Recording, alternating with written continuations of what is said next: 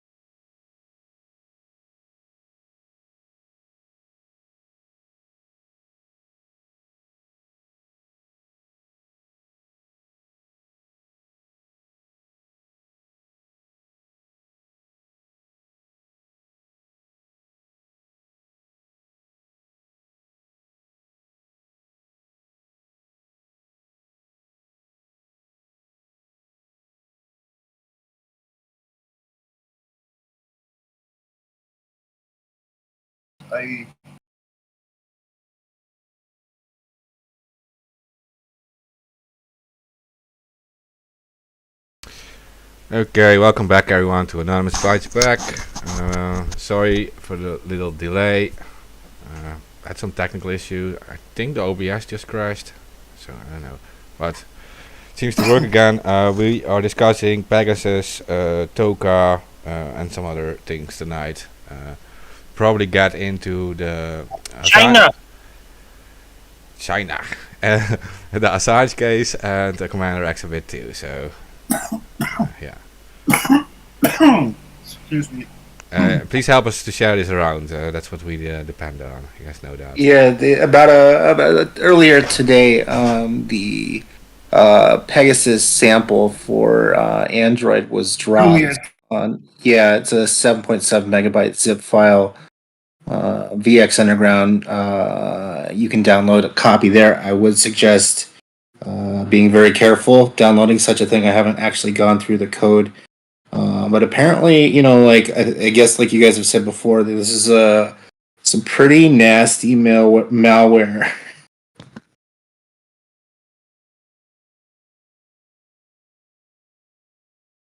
Well, we know that much. I mean, but if you don't know what you're doing, do not download this file. No, you should not do that. Just let other people do that. There's plenty of technicians looking into this already. Where the file is only for those who actually know what they're doing and looking at malware analysis. Which is why we should send it to our good friends over at Euranon Central. Oh, we just rename it like hackingtools.exe or not exe. No, exe is a bad one. APK. Hackingtools.apk. Yeah, there you go. Loic 2.0, something like that. Yeah, Loic 2.0. Yeah, I'm kind of curious to see how this thing works. Apparently, there's a Apple variant. This thing can get through, even the latest iOS 0-click. I'm not sure how it's uses an exploit in iMessage, and it uses a exploit where, like you said, 0-click. You don't even need to click on it. It just has to be sent to your phone, and it installs. Steve, that seems intentional. Like, that doesn't seem like it was an accident that exists. No, it's absolutely intentional. It's made by an Israeli spy firm to directly. Oh, you're saying? Oh, I know what you're saying now. You're saying from the tech developer side, more so than the Because doesn't the U.S. have requirements in law that almost force people to put backdoors into their software?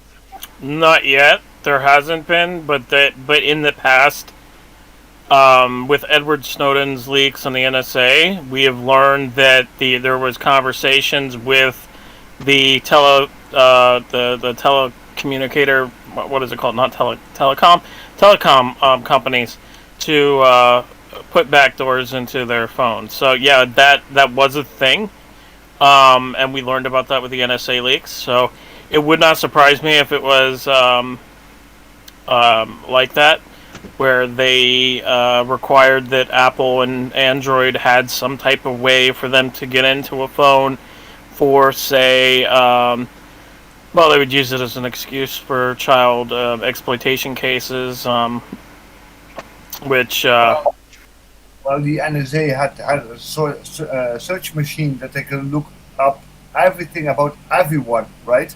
Well, it was a fork of promise. Yeah, it was Prism and it was XKeyscore, and there was other ones as well under Edward Snowden. I can't remember all the program names, but there was a whole list of them that came out, and that was only scratching the surface. I mean, they still had fucking terabytes of data which we never got to see because Greenwald gave the data to Piero Midyar, who's basically a CIA asset. I don't understand, like, unless he was like held at gunpoint and said, "You give us the fucking documents, or we're gonna blow your head off." You know, I don't understand why he would give him the documents. Glenn says that it's because they were safer at the Intercept's office in New York than they were with him on the streets of Brazil. That's what Glenn says. How about they were safer if you would have just given them to fucking WikiLeaks? No shit. Yeah. But because the Intercept is... leaktivist and other leaktivist organizations. I mean, like fucking Local Leaks, you know, fucking all these other fucking ones. I mean, like even CryptoMe. Like, you could have gave the fucking documents to CryptoMe. Any place with an actual secure drop and not something that's asking you to send military intelligence over via Signal? Yeah. Right. Well, yeah, that's another story. I mean, it's just a fucking joke, man. Absolute joke that he had the documents. I mean, like, he's not technical enough to hold that information. I don't understand what fucking Snowden was thinking, giving him the documents like that. Okay, yeah, he's a journalist. Snowden, only 5% of what he released was ever published. Snowden is in exile. Snowden does not want to be in exile. He's not in prison, but, you know, I mean, he had to go through his own fucking harrowing bullshit just to get to where he is. Now, Glenn Greenwald, Intercept co-founder, was a part of that. Jeremy Scahill, the other Intercept co-founder, published Daniel Hale's leaks. Yep. And then People arrested. And then Reality Winner and oh god, Michael fuck. I don't know Michael. And then Ross Ulbricht was out of the Intercept too, wasn't he? Yeah, Mm-hmm. I believe so. We don't talk about Ross Ulbricht enough. Yeah. That one hit. But yeah, Ross Ulbricht's another guy that's just rotting away. You're talking about Ross, the guy who ran Silk Road. He wasn't a part of Intercept. I thought the Intercept did some exposing with him. As far as I know, maybe no. not. No, I think you're thinking of a different Ross. Okay. It's been a long fucking day. Yeah, but that's also my like my years fifth ago. show today. It was supposed to be 6, but one got rescheduled.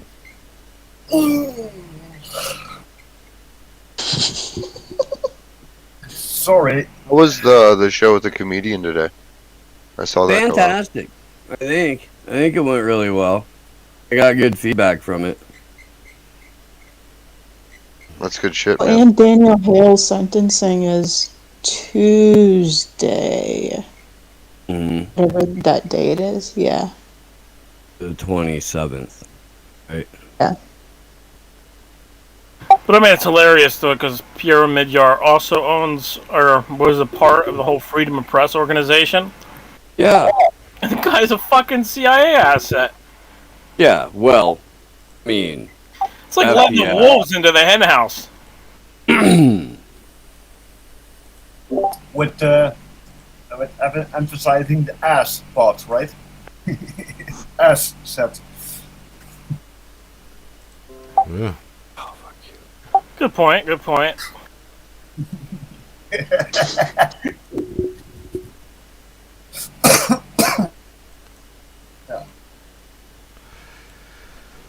Yeah, hey, so we were talking about the Pegasus thing, right? Yeah, go ahead. Well, I was surprised that the companies that the countries that were buying it. Canada kind of surprised me. Like in Mexico. Yeah, but the Pegasus story is also like fake news. I mean, they're saying only 11 countries are affected, but I discussed with Andrew before. It was already 45 countries in 2018. Yeah.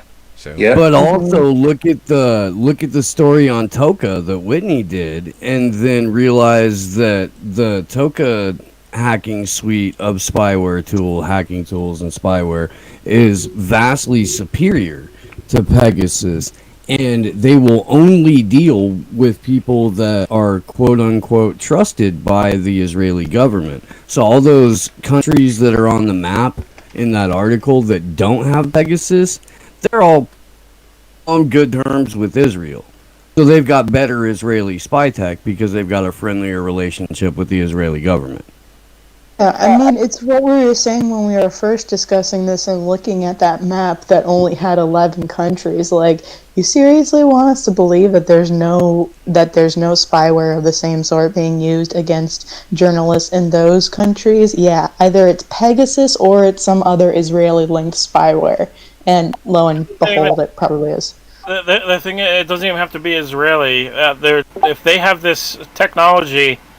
Yes, Israel is one of the most advanced in cyber tech. Yes, that's true. But I guarantee, if there's an exploit in Android and in iOS, I guarantee that other countries are doing the same shit under a different code name. And that's the thing. And that's what needs to be realized here is that, we had the whole WikiLeaks Vault 7 and Vault 8, and they even expressed there was vulnerabilities in Android and iPhone at the time, and Assange tried to reach out to the creators of the software, Google and also Apple, and he tried to tell them about the exploits, and he also said that there was hardware exploits. If you remember that comment, he said that it's not just software exploits. There's actual hardware exploits here too.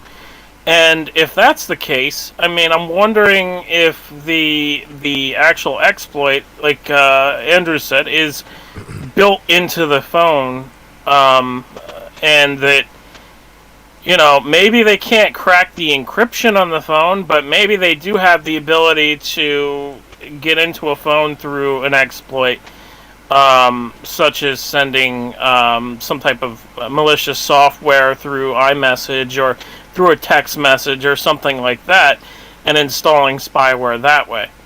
So maybe that's where the compromise is with the governments. I have no fucking idea, but I just remember Assange saying that there's hardware exploits as well as software, so... Yeah, well, look at the Bluetooth, for example, on phones. It doesn't even need a password or check. You have another Bluetooth device that automatically connects to it.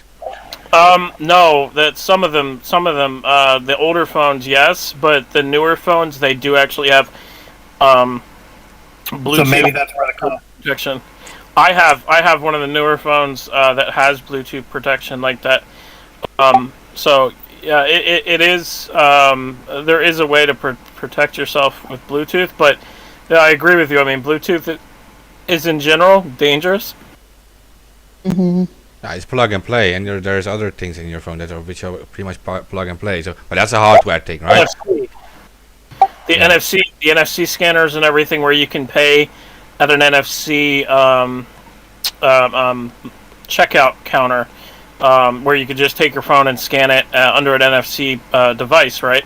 That is also very dangerous because the NFC can be exploited by criminals, and all they have to do is just put a chip in the bottom of these the payment. I forget what the fuck they're called, man. Like the goddamn things that you pay for at a store with your credit card, right? Where you can scan, you can now scan those with your phone. But if QR codes? No, it's not a QR code. It's a NFC chip. Oh, okay. It's a payment. It's some type of payment provider thing. Or what you have in bank cards. Those. I don't know what the fuck they're called. It's like pissing me off. But you mean the ones that you have in your passport and also in bank cards? Oh, RFID. But that's not what it's called. It's a fucking NFC, the NFC, same shit. It's all magnetic. No. It has a name for the goddamn thing. When you cash out, when you go to check out of a store and you pay with a card, I forget what the fucking thing is called. Payment. I forget what it is. Point of sale system, POS. Oh my god, thank you. The point of sale system. Thank you. Holy fuck, I couldn't remember what it was called.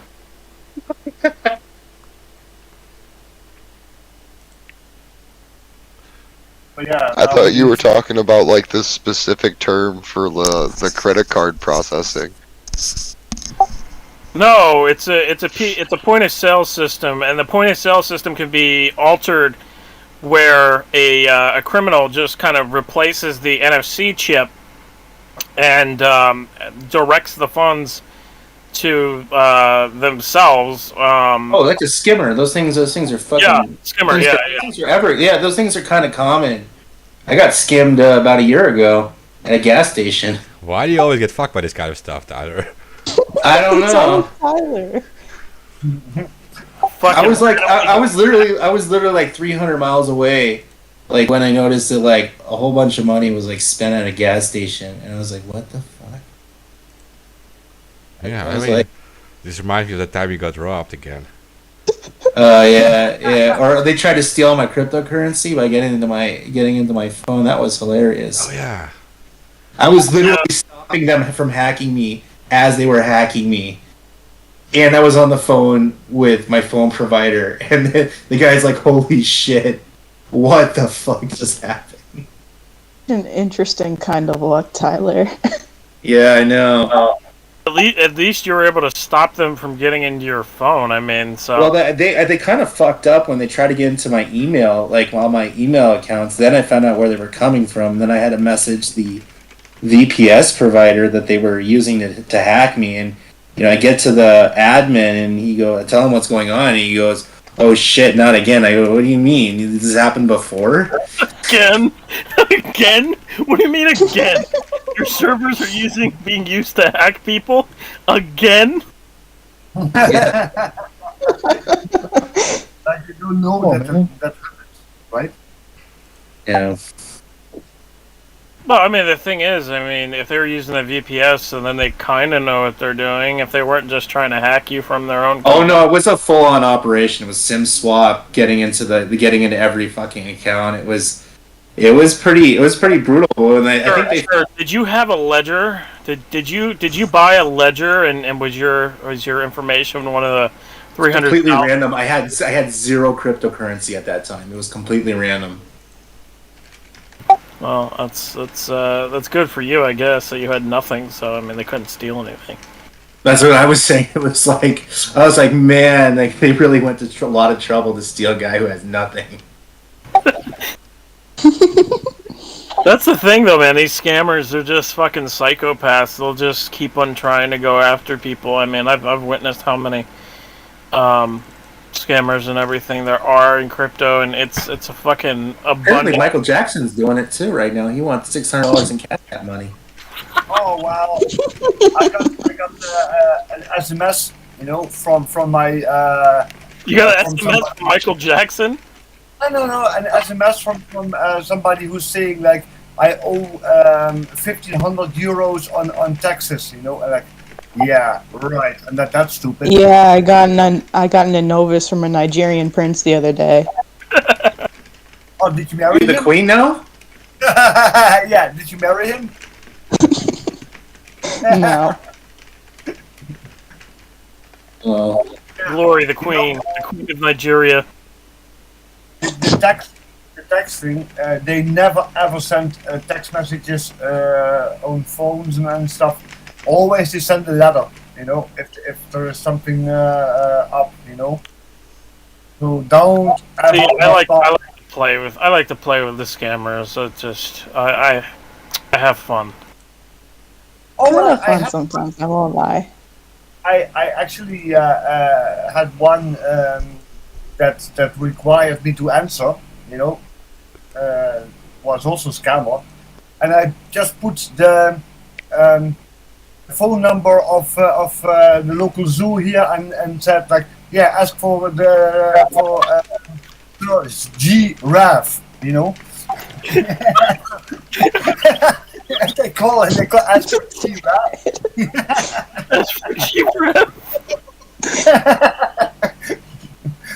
Oh shit, that's funny.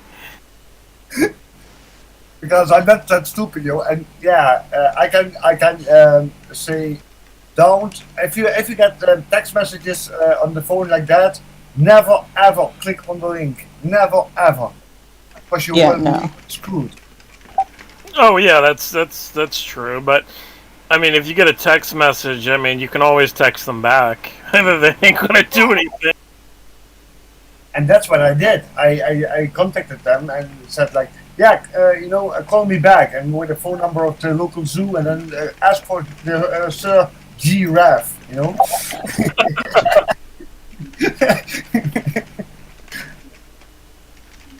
Should send them freaking Ken Klippenstein's signal. See, That would be fun. if you get them on a computer and they send you a message, and you're able to send them a file.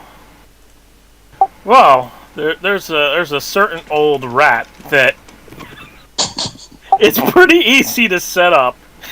well, they all use like remote desktop and shit, and they don't fix the set. Yeah. They're retarded as fuck. Well, yeah, they're just trying to make quick money off stupid people.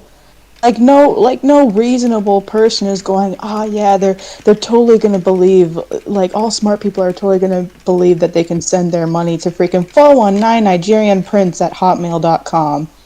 Yeah. Like, But You there got are gift cards. there are videos on YouTube, where they scam the scammers, and they do it also with like a real. Oh, yeah. And I actually watched some of those videos, and I laughed my ass off. They're hilarious, dude. They're fucking. yeah, no, it's fun to troll the scammers back. I mean, they're Yeah. freaking grifting the shit out of people. They deserve the troll. But it's so good. It's so good when they actually get into their system and then have all of their information and then fucking dox them live. Oh, it's so good because it makes they get so scared. The scammers get fucking scared. What I saw, what one did, he made like a virtual machine and installed the remote access tool on the virtual machine, but instead of them scamming him, he scammed the other ones and deleted everything on their computer, Right? Yeah. But my was- favorite thing about this. My favorite thing about it is when he connects the scammer to his computer, and it's like a fucked up version of Windows, and like everything that you do is backwards. So if you try to press the start menu, it doesn't work. And if you try to left click something, it doesn't work, and if you right click something, it doesn't work. So the left click is the right click. It's like all backwards. It's hilarious because watching the scammers fucking do that is just funny. And like when they try to launch command prompt to do their normal like bullshit, it doesn't work.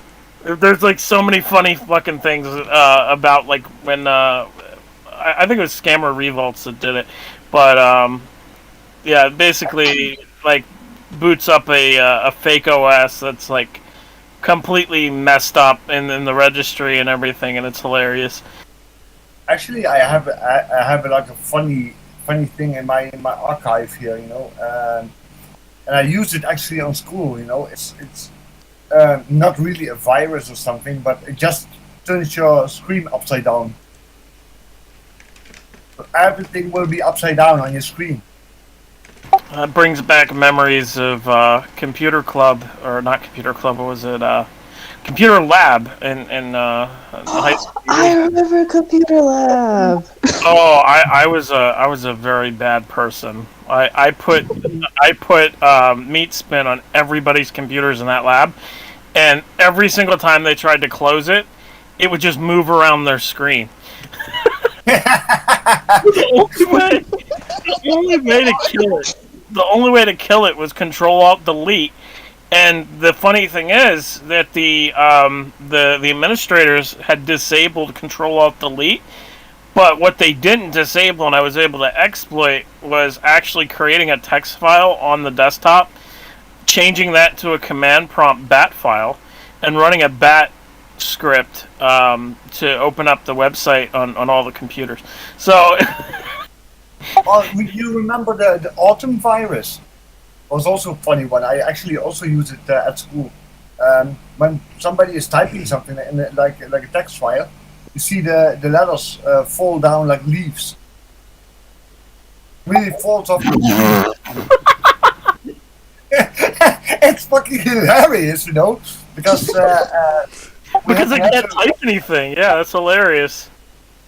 It's funny. You type some text on the screen and you see the letters really falling down like leaves, And everybody was like, "What the fuck is this?" And I, of course, was laughing my ass off because I was sitting behind the computer there, acting all innocent. Like, oh, I don't know. Yeah, I never got caught for the meat spin thing anyway. If I would have, I probably would have gotten like suspended or like expelled because it's literally two gay guys fucking and one has his dick just spinning around. Yeah, it really wouldn't have been good for Oh man, it was funny though. I'll tell you that. We had computer lessons. The song really brought it together. That was the glory of the meat spin. Was the music behind it? Yes, and it was blasting on every fucking computer in that computer lab, and everyone was screaming, and it was so glorious. That's beautiful. Oh, it was the greatest fucking hack that I did in high school. It was funny. But yeah, it was the whole entire computer lab, man. Everybody, all in their screens, even in the teacher's screen, was just everyone just trying to close it. And every single time they moved their mouse near the X, it would just keep moving around the screen. I forget what website did that. It wasn't even my code that did that. It was that actual website at the time. And it was like a meat spin website, but I just don't remember what it was. But, oh my god, it was so glorious. Well, like I said, we had computer lessons at school as well, but of course I was way advanced than them. They had like typing lessons, how to type with 10 fingers. Well, how to type without looking at the keyboard. Yeah, mine was a typing class and Photoshop class, and yeah. But I was. I wish I got a Photoshop class. What the hell? I was pretty much. It was really bad. I was pretty much bored at computer lessons all the time, and so I started to do mischief, and at the end I ended up crashing the whole school system for 3 weeks, All the computers in the school was down for 3 weeks. What is that, Tyler? Windows 93? Yeah, Windows 93. I'm not clicking that. That's not happening. It's probably a fucking malware, man. Oh shit. My Cat Explorer is broken. I am not clicking that. That's not happening. It's just a JavaScript OS that looks like Windows. It's similar. But does it allow you to click on the start menu and everything? Yeah. It even has like little fucking these like little. Sometimes I'll like be bored and I'll fucking. There's like this thing called Troll Box, where it's just filled with trolls and just people just trolling each other. Right. Yeah. Most exchanges have a troll box too. Yeah. Did you guys see the there's a website where you can actually like load OSs, like different OSs, like Mac OS or fucking Windows or like in sandboxed environments, actually on the website. Like kind of like a. Yeah, I've seen them before, but I haven't played around with them. They tell you not to save any or not to do anything like important or secret or private information on it, but it's pretty cool. Just to kind of see it like work.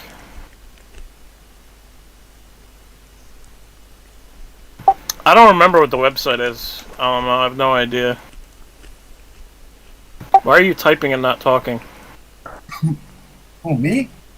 I was Is your name Alama? No.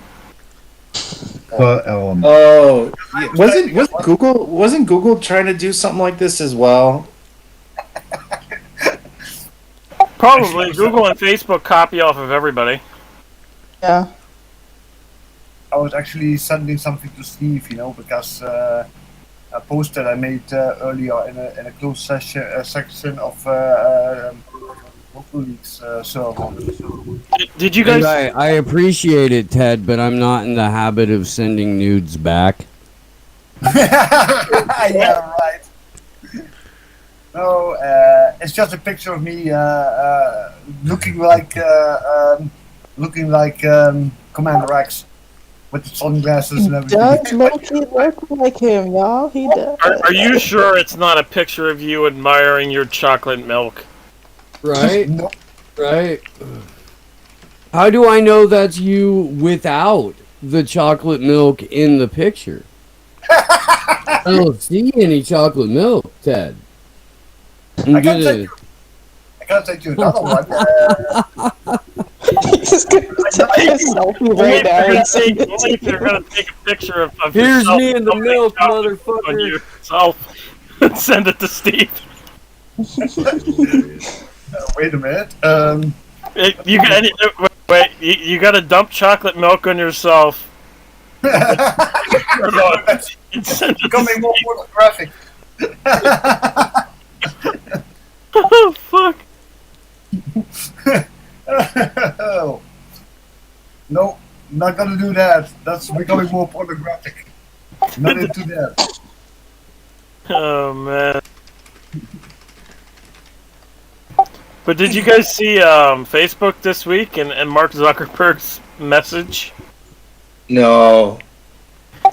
Facebook has allocated $1 billion to creators of the platform. What? We will begin rewarding creators for their content. Well, this is too late, man. Like, this is too late in the game. Like, you can't just get back people after you just fucked them over. Like, we know people that have lost tens of thousands of dollars in Facebook advertisements and still haven't got their money or their website or their pop-up pages back.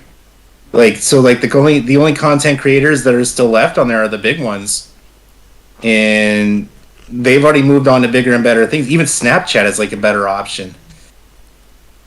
I don't understand how Mark Zuckerberg thinks he can revamp Facebook unless he somehow. Yeah, Facebook and Instagram, it's both. Yeah, I was gonna say unless he merges them both together and just makes like one product. No, he said that both Facebook and Instagram will be paying creators. Okay. Well, I just know like the big creators, they just use Facebook and Instagram to push traffic to somewhere else, right? Yes, they do. Yeah, they do. That's why they still use these pages. A lot of like you That's can't even my like plan. I know a lot of people that they can't even say like there are keywords that get them delisted like if you say any like there's like words that you wouldn't think that would not let you pop up in people's on videos on Facebook, but apparently there's like a whole bunch of words that you say Of that you course, that won't let you show up in people's feeds. but they So don't tell us the what's words. the point? Yeah, what's the point of being on Facebook anymore? I mean, you could say anything you want, but nobody's ever going to see it. But you might get a knock. You might get the new knock and say that your neighbor might be an extremist. Yeah. Oh god. When I heard that shit, I thought it was a fucking Onion joke. I was like, oh, the Onion's fucking with Facebook. Then I saw the You can't even see it. I heard this one group that was like a gardening group kept on getting flagged by the bot because they were saying the word hoe, which is a gardening tool. Ho. I am not joking. Like, and they got almost the whole fucking group shut down because they're saying the word hoe. I'm It's like, gonna be hard during Christmas time, isn't it? I mean, yeah, And if it's used as a dirty hoe, right? exactly. They're digging with the dirty hoe. ho ho ho, Mary. I mean, there's a a bunch of words that get you delisted, like beer, drugs, any type of violence. You know, there's all sorts of stuff that gets you delisted in priority on people's feeds. So like, what's the point? You know, you can't if you can't say those keywords, you can't talk about news, you can't talk about anything. So it's like, might as well just post a bunch of like cat videos. You know? And that's what they want. They want us so stupid and so dumbed down so they can push forward with their agendas. And Mark Zuckerberg is a politician. Yeah, Or you can talk about Mark Zuckerberg's fucking barbecue sauce for like an hour, just like he can. Oh, that sauce. Oh, it's... Oh my god. He's so personal weird. attack. Yeah. Okay, Steve. Happy now? On a public figure, but no. No, I just thought it was really fucked, like him saying. Like he and Sheryl Sandberg really need to step down. They need to listen to the other CEOs at the big boy table, hand over the fucking keys, and just give it to another person because obviously they don't know how to run a big boy company. I'm sorry, they don't. They don't know how to run a social media site when you're censoring every fucking person for saying anything. I just love this comment, though. I thought it was hilarious. We want to build the best platforms for millions of creators to make a living. So we're creating new programs to invest over $1 billion to reward creators for content they create on Facebook and Instagram through 2022. Investing in creators isn't new for us, but I'm excited to expand this work over time. More details soon. So now you want to give back to your fucking community after selling their data for years without anyone's consent. So basically, he just stole the money from the users and is giving the stolen money back to the people that he stole from in the first place. He's not out of the $15. He's not giving back all the fucking money. He's not giving back any money. He's not. It's money that was already stolen from the users in the first place. Philanthropy. What's the matter with you? Oh, I see what you're saying. Yeah, that's true. But I mean, Even like the guy behind Sheryl Sandberg, the guy who fucking dipped out. Even he said that, you know, Mark Zuckerberg is totally out of touch with reality. He has no idea what he's doing. And it's been said several times through other people. They even tried to vote him out 2 years ago over the Cambridge Analytica shit. But because he has too much of a holding on the shares, they can't get rid of him. right. Maybe somebody needs to get him really drunk and get a bunch of papers. You know, and hey man, you should just give me, give me all your shares so you can just, live your life, and do whatever the fuck you want, and Facebook can stay around for another 10 or 20 years or however the fuck it's gonna last. But It's not gonna last another 5 years. Come on. Yeah, it's not going to last that long. The only way to save Facebook is for just Facebook and Instagram just to merge into one product. That's it. That's And that's coming. And that is coming too. Just don't think that's not coming, because it's coming. But even Instagram, I've always said this over the years. It has limited applications. They need to widen what you're capable of doing on there, and one of them happens to be able to input links into descriptions of pictures instead of putting them on the pictures. And you should be able to put them under pictures or whatever. And it just makes it into a look, I got a pic, whenever I was on Instagram, right? Like most people just post pictures of their fucking food. Is that and what you brand deals? Yeah, and pictures of pretty people. Don't forget the nude models. Oh yeah, I mean, sex will sell always. I mean, that's. Well, I mean, and IG does the same thing as Facebook, where they'll completely censor activists. Fucking, I haven't been able to go live for over a year now. It's just broken. And then I know a couple of LA activists as well that also had their live privileges suspended to protect the community and bullshit like that. I think the only last big 2018 when we really we as people lost Facebook. It was in the midterms of 2018 when they rewrote who they allow to market and advertise and use the actual power of their advertising platform. And to run any type of political content or any kind of literally not just bullshit advertising, you have to verify your driver's license. And personally, I've tried to do this for years now, since 2018. And I never received the letter to type the 4-digit PIN code that they mail you to be able to verify my driver's license with them, to be able to actually do advertising on Facebook. Well, they have a blacklist, that's why.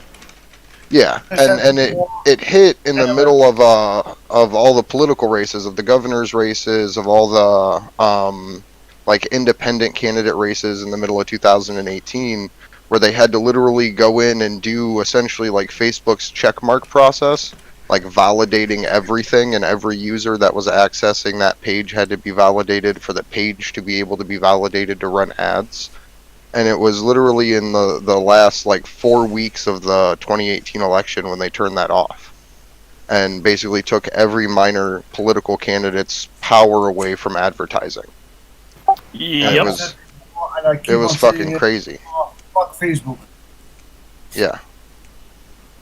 But that's what I'm saying. They think that they can push their users away and then get them back with, "Oh, we're now going to pay you for your content."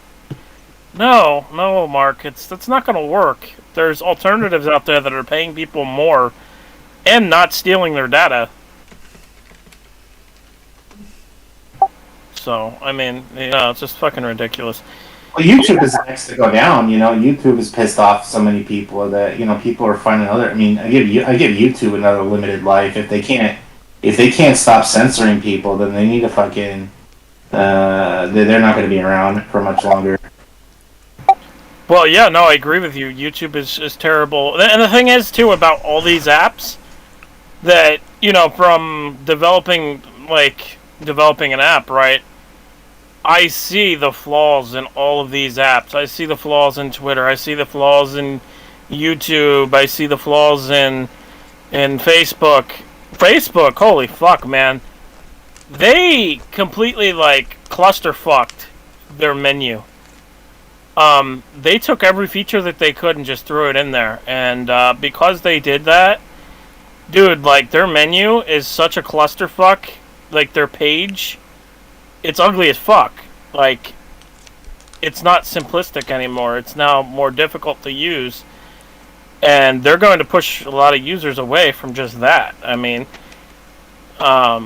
so, there's things that can be made different and changes made where things can be easier to use, UI wise, or things like that. I mean, I just notice it because I've been developing my own app. So Yeah, I mean, it's crazy to me that seeing like Instagram have so many people using it when literally it's one of the worst apps I've seen. The types of like you said, Tyler, you can't even put links under a fucking picture. No, exactly. It doesn't make sense, like what they did. Like I don't understand why they would do that. It's just retarded. They also hid the RTMP live links, and now you can only use like they're saying that you can use third party apps to like make real quality content streams, but the problem is that you're still limited to what you could do through only the Instagram app, except for you can use these filters to make it look like you're somewhere else, but you really can't do a professional stream from Instagram. I mean, yes, there are hacks. Yes, you can get the RTMP code through a few means, and who the fuck is gonna do that? yeah, and then lose your account. But the point is that it's very unprofessional the way they have set it up by not allowing third party real broadcasting software to go through the live links. Like OBS, right? Yeah, so like when I'll see like musicians play live like at a concert or something, they're streaming from their fucking phone instead of like professional software. When they have like professional sound engineers and IT guys right there, they got to use a fucking phone. So Yeah, like, that is sad. That is really sad. That does hurt the website. yeah, it does. Makes it look very unprofessional. Shh. I'm working on all this stuff. Shh. Twitter did the same thing when they got rid of Periscope. Periscope was being a bitch too. They got rid of Periscope. They replaced it with what was it called? Twitter What the fuck Media is that called? Studio. It's invite only. Fleets. No, the Fleets. They're getting rid. The fleets are gone, dude. They're getting rid of it next month. I know. Oh, thank fuck. News today about Twitter. They are also trying to experiment with the thumbs up, thumbs down reaction on Twitter. What? Yeah, there's something new, a new feature where you can put a thumb up and thumb down. So Why Twitter do is they need that if they have favorite and they have retweet? It's the exact fucking thing, basic. Well, kind of. Yeah. Well, they Again, what these companies are doing, they're making their interfaces more difficult to use, like than they should be. You know what I mean? Like, it's fine, guys. I'm coming. I'm coming for that ass. I'm coming for that ass. I'm gonna get that ass.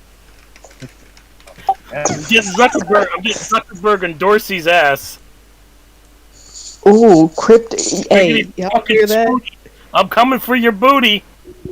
That in no way, shape, or form sounds threatening, man. I want you to know that.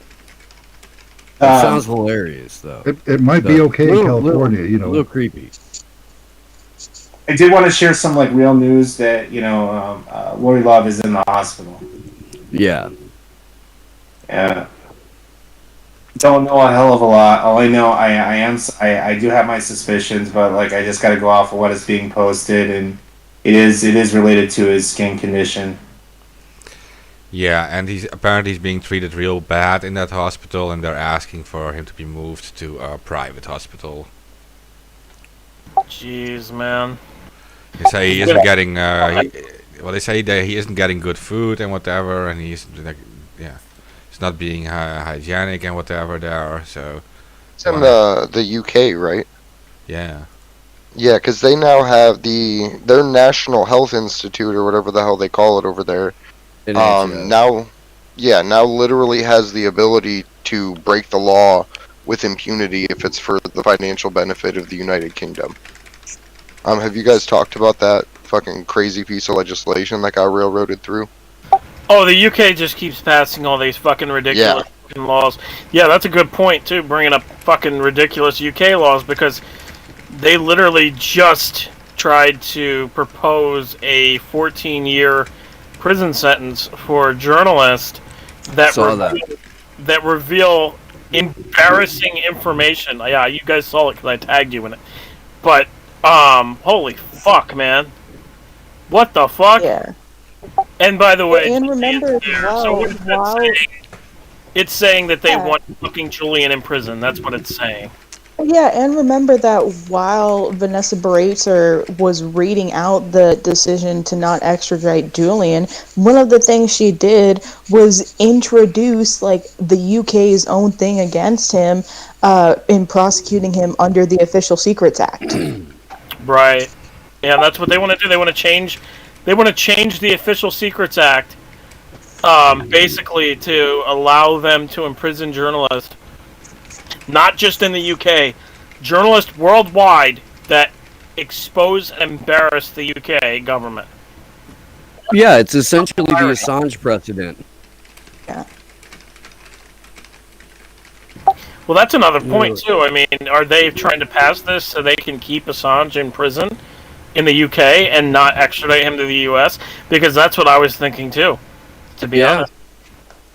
Yeah, they can. So the U.S.'s case can fall apart whenever they finally drag it out to the bitter end, and then immediately the UK can turn around and charge him under the Official Secrets Act, and that can drag on, and that court process begins. Right. And if the precedent stays, you know, or if like other authoritarian countries get froggy and they're like, oh, hey, as soon as you're done with that, we would like to go ahead and try him with our version of our new law that says we can try any foreign journalist or publisher for embarrassing us. Thank you for setting that standard. Yeah, for real. And it's just fucking insane too, because the UK government, I'm just gonna fucking remind everybody, the UK government forged a false report on weapons of mass destruction in Iraq known as the Downing Street Memo. Mm-hmm. And they got caught on it when all they did was copy-paste fucking academic papers into a document and said, this is our proof. But they got caught because somebody went into the document and saw that you could go back in history and see that they fucking copy paste. Oh man, that was a great time. Talking about hospitals, by the way, did you hear about Peru?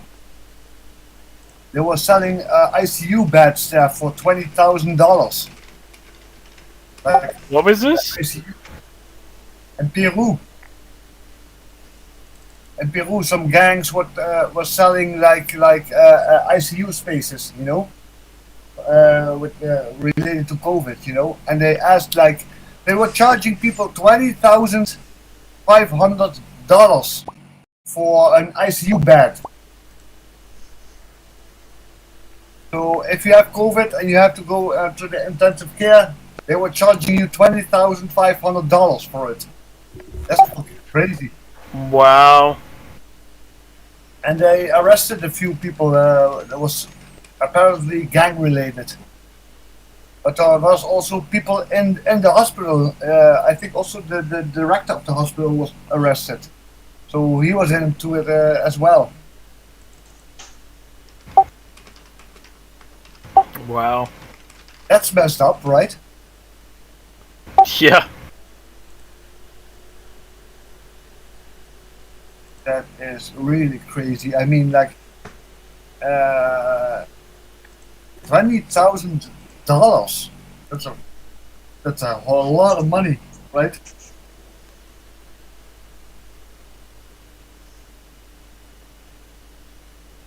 Yeah, it was on the news here, so that's why I brought it up. You know, I was on the news here, and I was like, "What the fudge?" You know.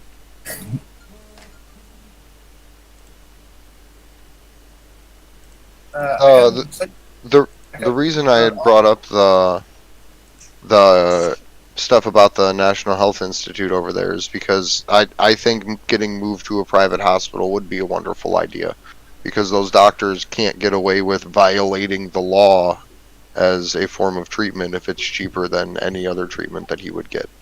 So I think that's good on Lori Love, at least, if he can get moved to a private institution. Wait, Steve, I sent you that article.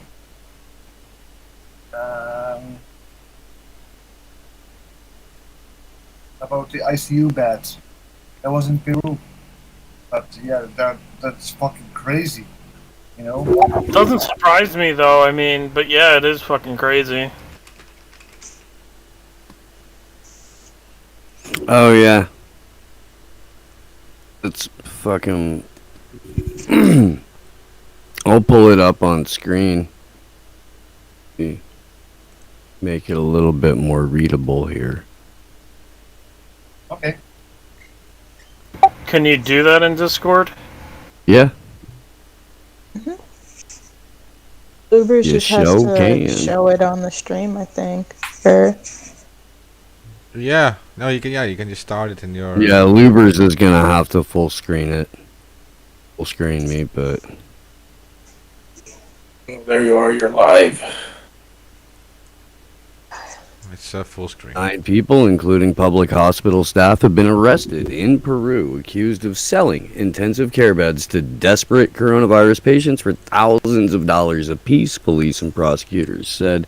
The 9, which also included the directors of patient care NGO, were arrested Wednesday and appeared in court the following day. Prosecutor Ronaldo Abia, sorry if I mutilated that name, told reporters an investigation was opened after a complaint from a woman who had a family member with COVID-19 and paid for a bed with them. The gang allegedly asked her for 82,000 soles, some $20,500, to bump her loved one up on the waiting list for an ICU bed at Guillermo Almenara Hospital in Lima. Yeah. That's messed up, right? Yeah. Yeah. But I mean, That's the fucking the directors, including the directors. yeah. So it's not like it's someone who's actually like destitute, and has tried to fucking work over some rich people or something. I don't know. There's no winner in that one. There's actually no good guy there. No. It's just fucking extorting people for a hospital bed And so you they see can how- not give them ivermectin. You see how corrupted it is there. Well, yeah, and corruption comes out in the worst ways during crisis. So Yeah, that's why I brought it up, because I hit it on the news and I was like, what the fuck, And also the amount of money, like $20,500. I was like, damn. Most people don't even have it there, I think. Right? I mean, that's damn near what it costs to get a bed for 2 nights in a hospital here in the U.S. They just do it through a for-profit system instead of having the director take the checks. yeah, that's pretty accurate. It depends on the hospital. It depends on the procedures and stuff like that. I mean, for the X-ray machine, I mean, they charge a lump sum, an insane lump sum of money. I mean, the thing is with like the whole health industry. I think we've talked about this before, but I mean, there's no real price tag on any of these procedures. There's no like regulation preventing them. They could charge whatever the fuck they want.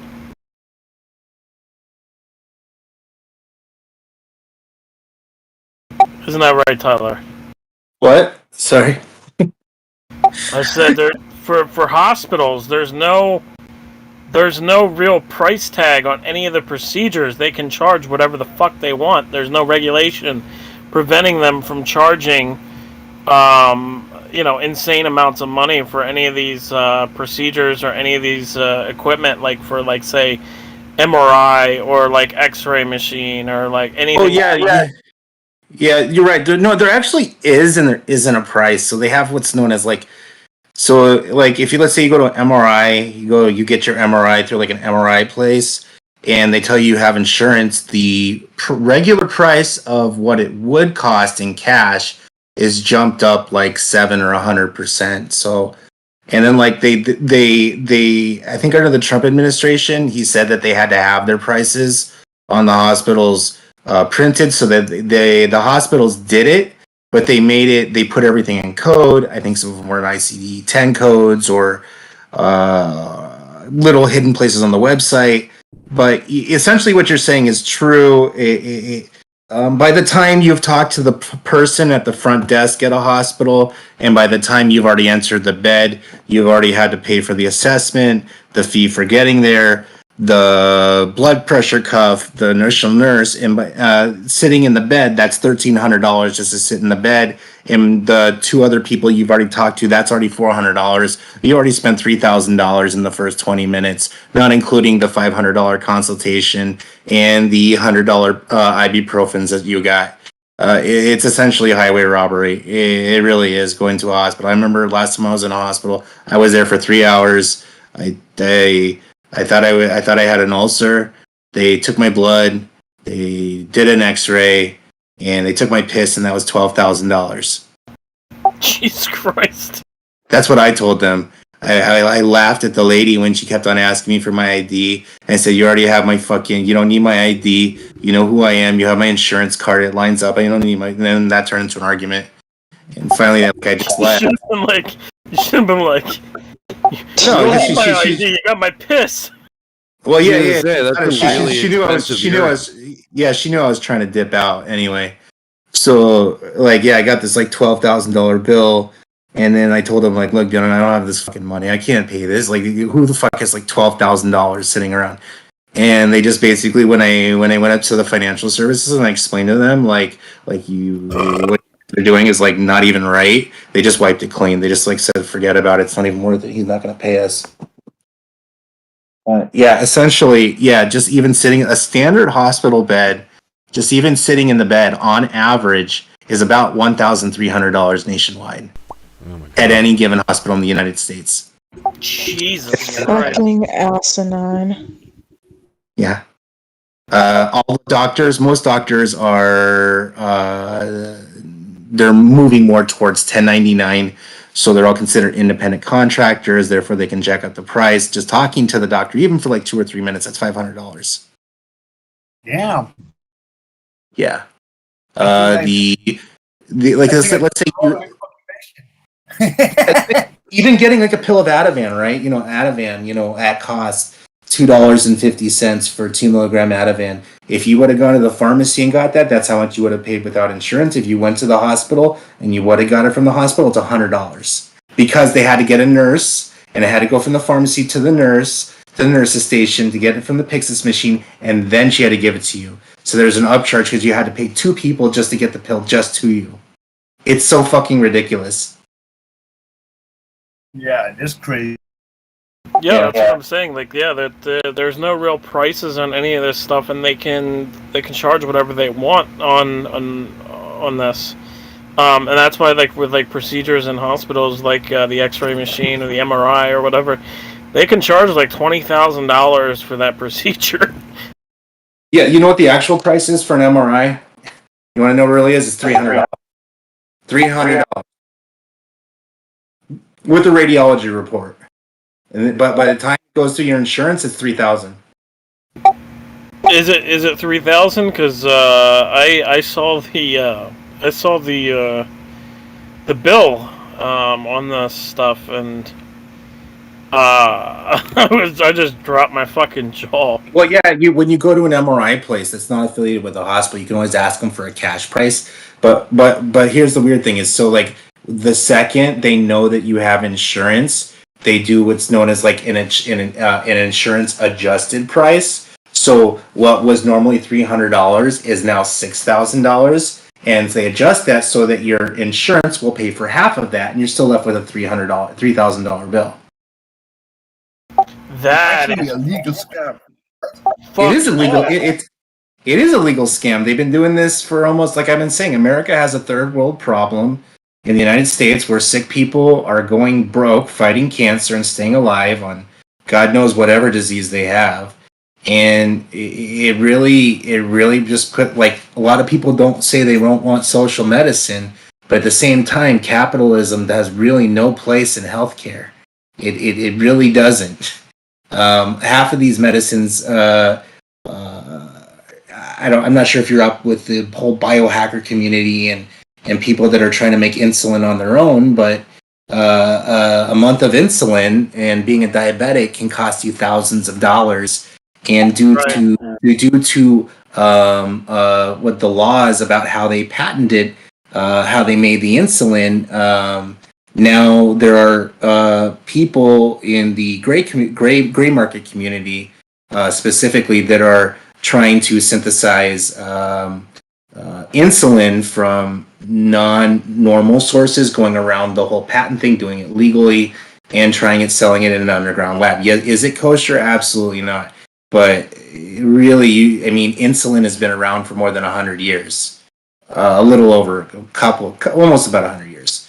Well, that's the patent wars of people having these patents on the medicine and everything. But these are life-saving medications. Why should somebody with diabetes have to pay thousands of dollars? That's a problem. The pharmaceutical industries, they have like a monopoly position on medicines, right? Because they own the patents. Well, yeah, and it makes no sense. Like, let's say that I have, asthma, right? Albuterol inhaler in the United States on average is about $80 to $300. If I drive over south of the border down to Mexico, you can get them for fucking $5. Exactly. Same brand, same company, same medicine, same exact manufacturer. That's fucking crazy. $300? Damn. About Ventolin name brand, yeah, that'll cost you about $300. Albuterol sulfate from the inhaler, generic, cheapest I've ever seen was about $70. Cash pay with insurance, about $20. But if you wanted to get that same generic over the border in Mexico, you would pay $5. Yeah, I hear also a lot of Americans go to Canada because you can get medicines there that you can get in the US, right? Yes, that's true. Unfortunately, the FDA has been a major, how should I say, cock block when it comes to approving medicines and I understand, why they were created and how long they've been in this country, but they've been nothing but a pestering nuisance when it comes to R&D and getting medications approved. There are thousands upon thousands upon thousands of medications that are great but don't have a great safety profile. But with some of these diseases that their medicines are aimed for, something is better than nothing. And success can only be measured in you know what I mean? They basically the FDA wants something that is has a high safety profile and very minimal amount of bad results, and unfortunately, you don't get that with most medicines. And I just gotta tell you that's bullshit too. That's bullshit too, because they pass all these dangerous medicines, and they do that because there's connections within the FDA and the pharmaceutical industry, and it's not right. There should be background checks for anyone, and publicly, the public should know who works for the FDA and who works for these pharmaceutical companies, and whether or not they are applying for FDA positions. Because most of the APIs aren't even made here in the U.S. Most of the APIs, the raw chemicals that they use before they make them into compounds, are not even made in the U.S. They're all made in China. They're all made, They're all made in China, and literally, I can get 2 kilos of almost any API for like a couple $1,000s. Well, the thing is about when the whole thing with CV started, they were saying that we could have a shortage of medicine because most of the medicine comes from China. And here's another thought for people. I mean, if we go to war with China, all of our medicine is dependent on China. But yeah, I have an idea that the FDA is also pushing some agendas. Like certain medicine makers have like good lobbyists and push it to the FDA to get it approved, right? Exactly. And it's not even lobbyists either, too, Ted. It's also has to do with people in power who were in the pharmaceutical industry, just kind of revolving doors into the FDA. Yeah, exactly. I mean, come on! They even approved the freaking COVID vaccine, right? Which Well, was, you can't say that word. You can't say that word. You said two banned words that we can't say, or we're going to. Sorry. The CV. Okay.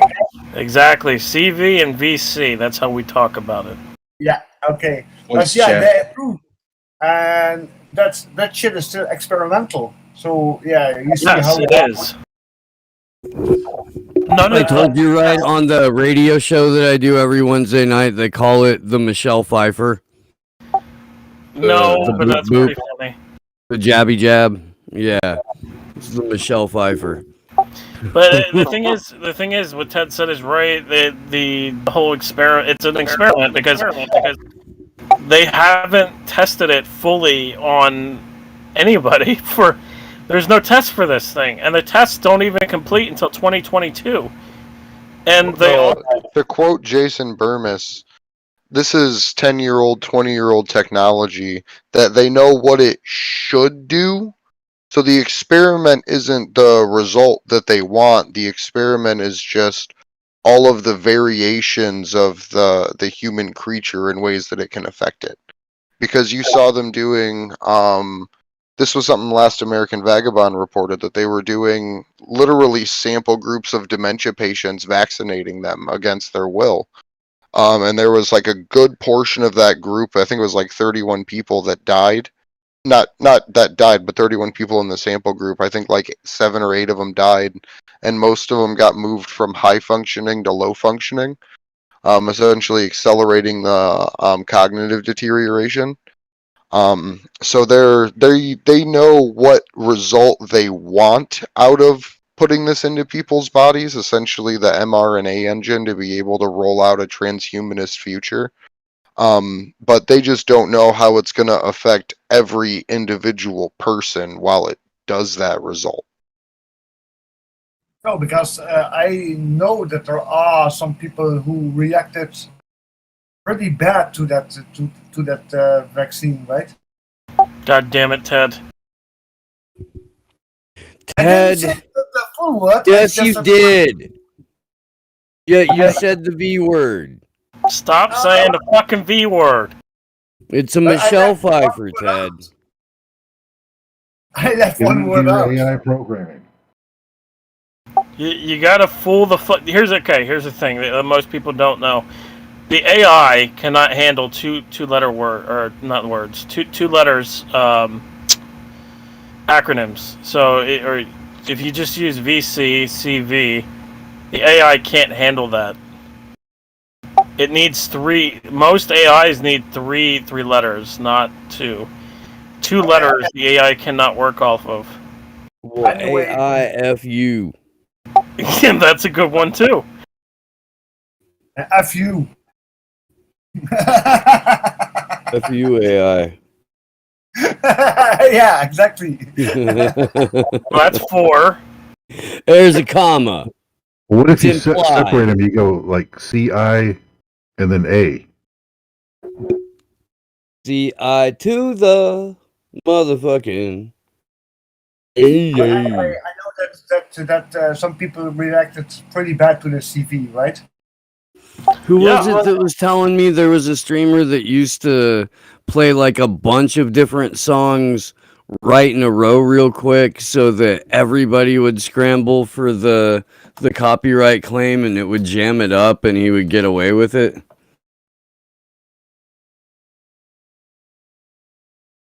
I was biting on that. A clever hack. Technically, if you played a whole bunch of songs, you're not actually playing one song, so you're actually playing multiple songs.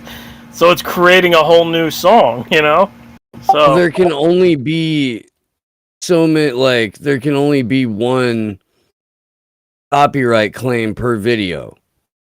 No, I don't think that's so. true. If you play a bunch of copywritten songs, it then creates a point to where the people on the other end that don't, it's an automatic thing where they flag it. It's not an individual 9 times out of 10 with the music. It's just, there's a bot.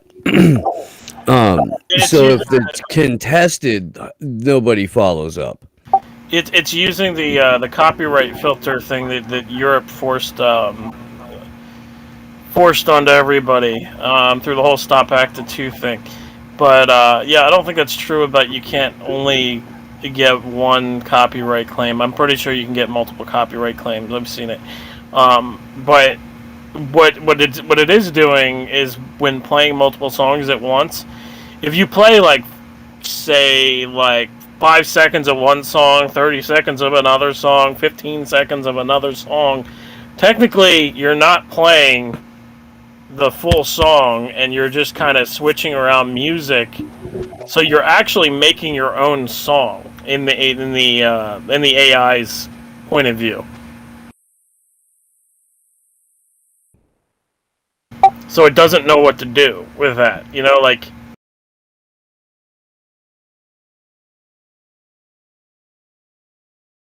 Sounds like conspiracy to use copyrighted material.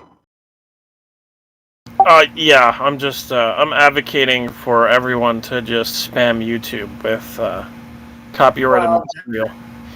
That's how the whole technology stuff started, right? About copyright.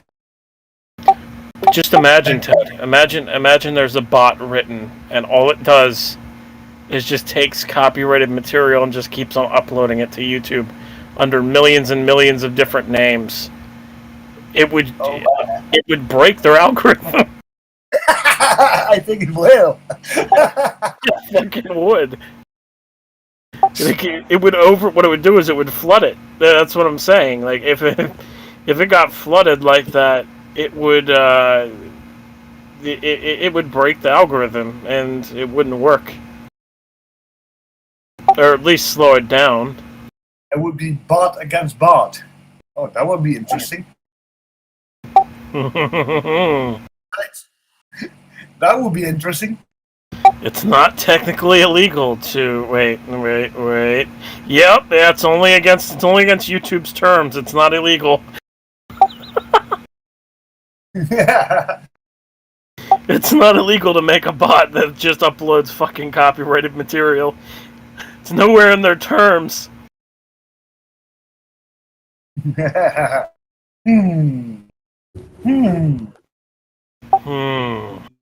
Excellent.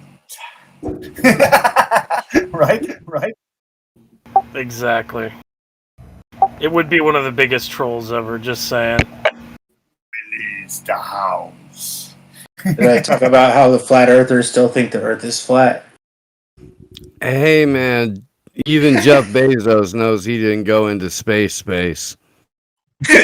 He couldn't get through the firmament because he can't get past the Van Allen belt because it's dome. I'm kidding. I'm kidding. Yes. Magnetic dome. So after Richard Branson and Jeff Bezos had somewhat left Earth's gravity briefly, I guess the Flat Earth Society. Did they even get up to the stratosphere?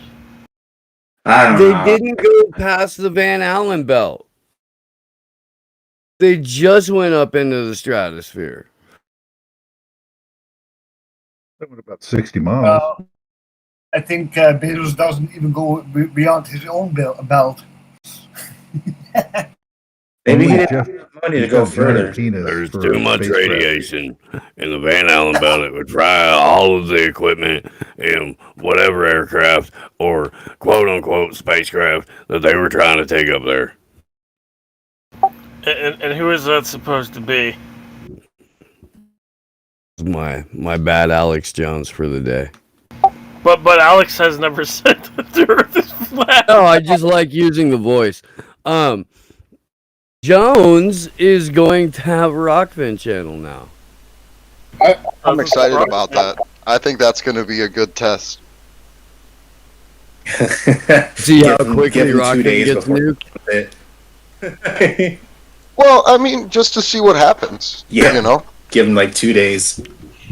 Well, whatever you think of him, he's going to pull traffic to it. Well, hell yeah. It's very true. And then we poach his audience. Hell yeah.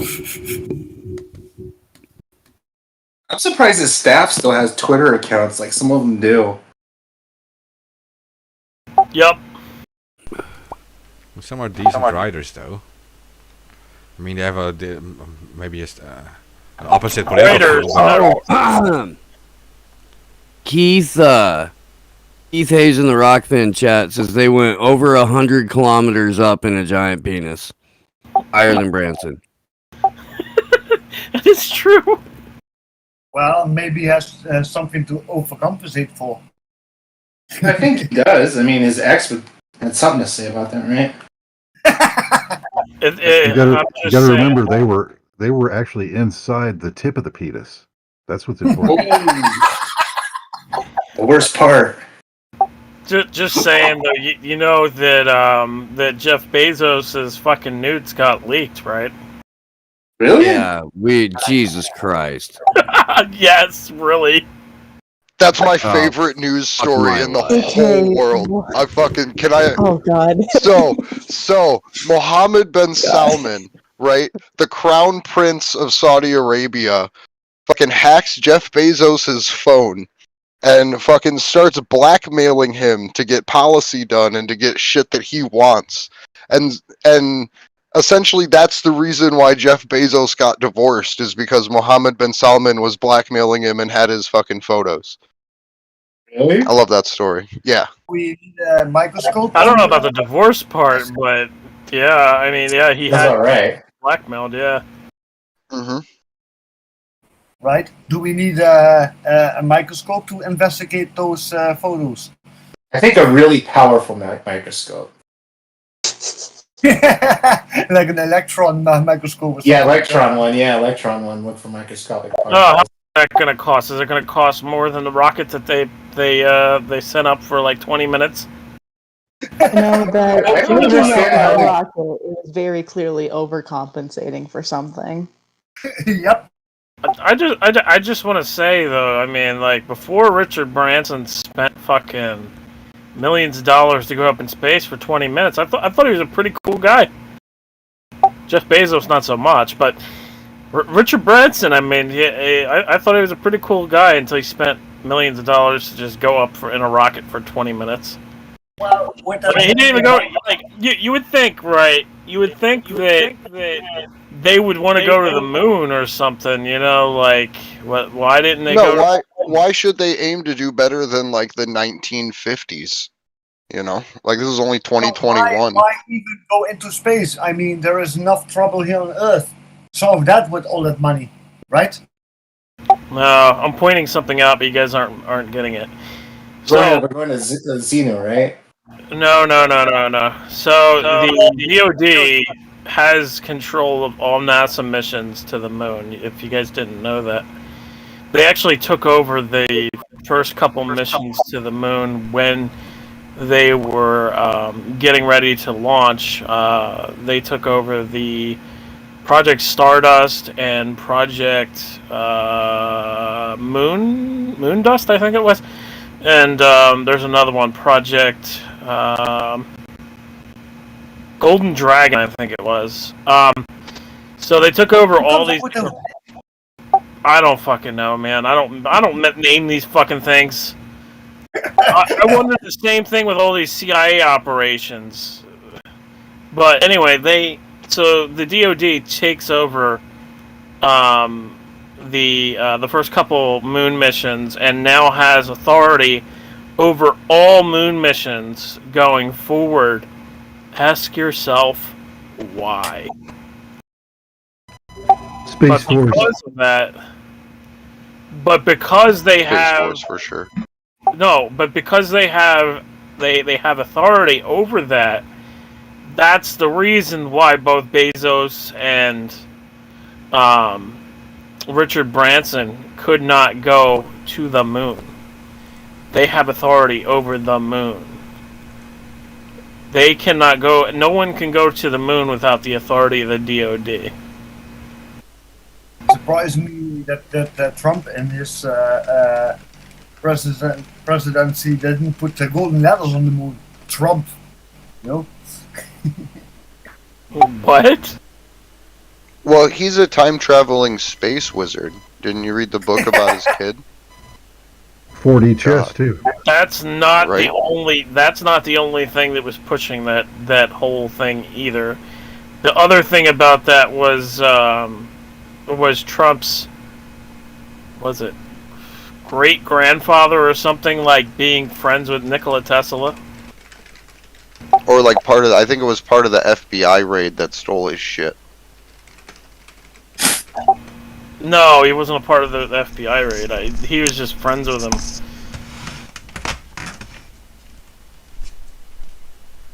But yeah, that whole FBI raid on Nikola Tesla is something else. It's not really an FBI raid, but it was a raid, but it wasn't the FBI. I thought you said Elon Musk for some weird reason. I was like, what did Grimes do? Elon Musk? Yeah, you said FBI. Fucking Elon Musk for some weird reason in my head.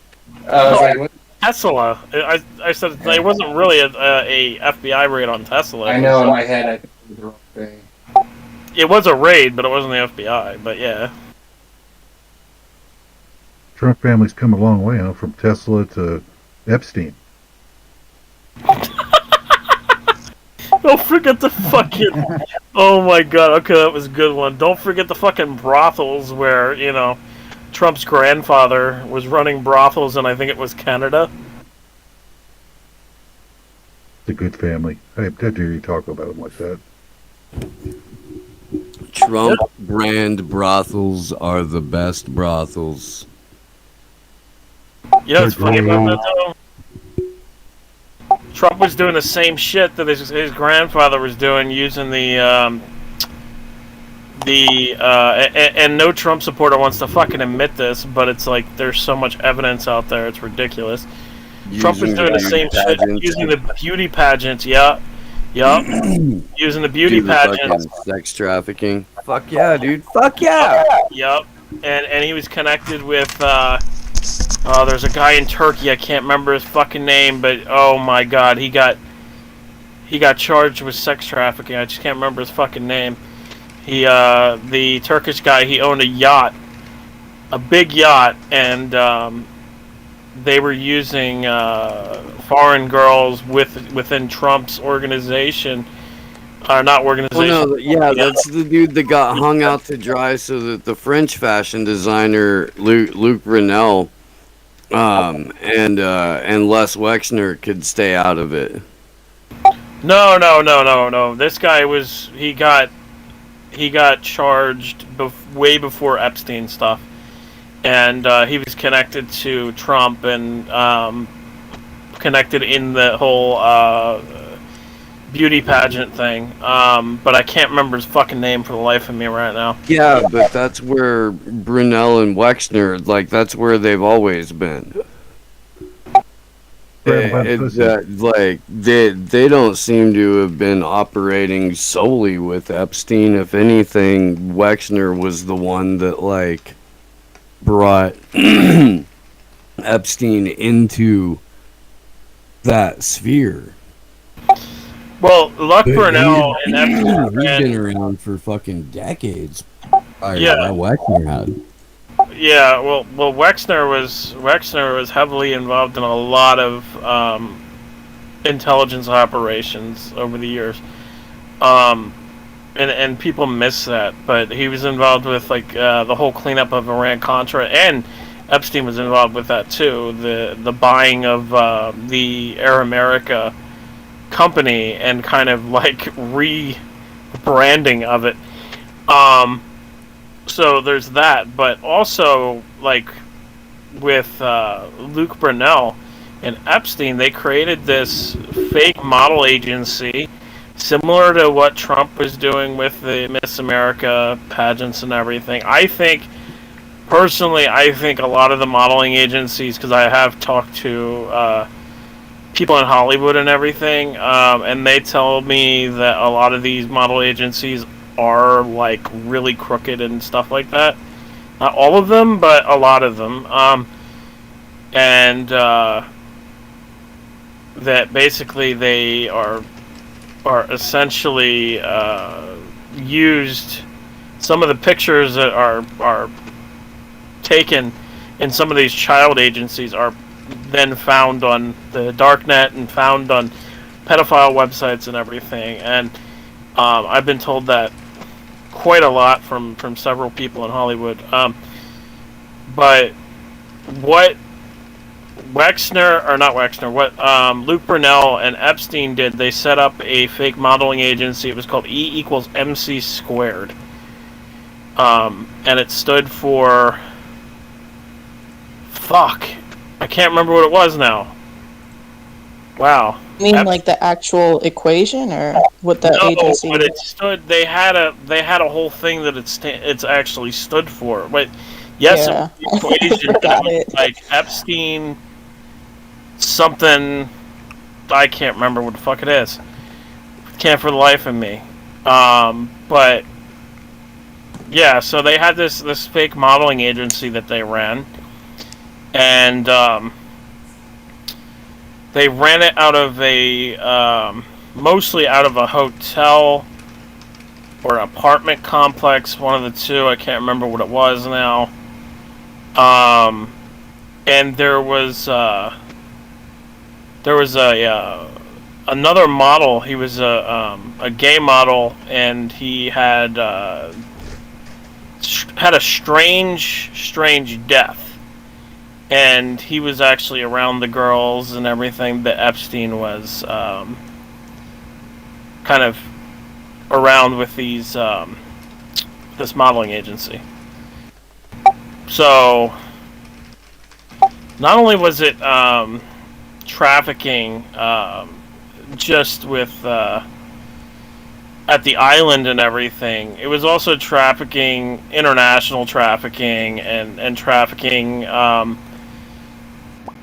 with these girls, and they would kind of do tryouts for them and then bring them into this, and then then they blackmail them in whatever ways. I mean, we saw a whole bunch of like information coming out on a lot of the threats that were put forward to a lot of the girls, saying like they were going to kill their families, this and that. It's the same shit that I've heard over and over again, like with the whole Mark Collins Rector thing, with the whole Hollywood Den affair.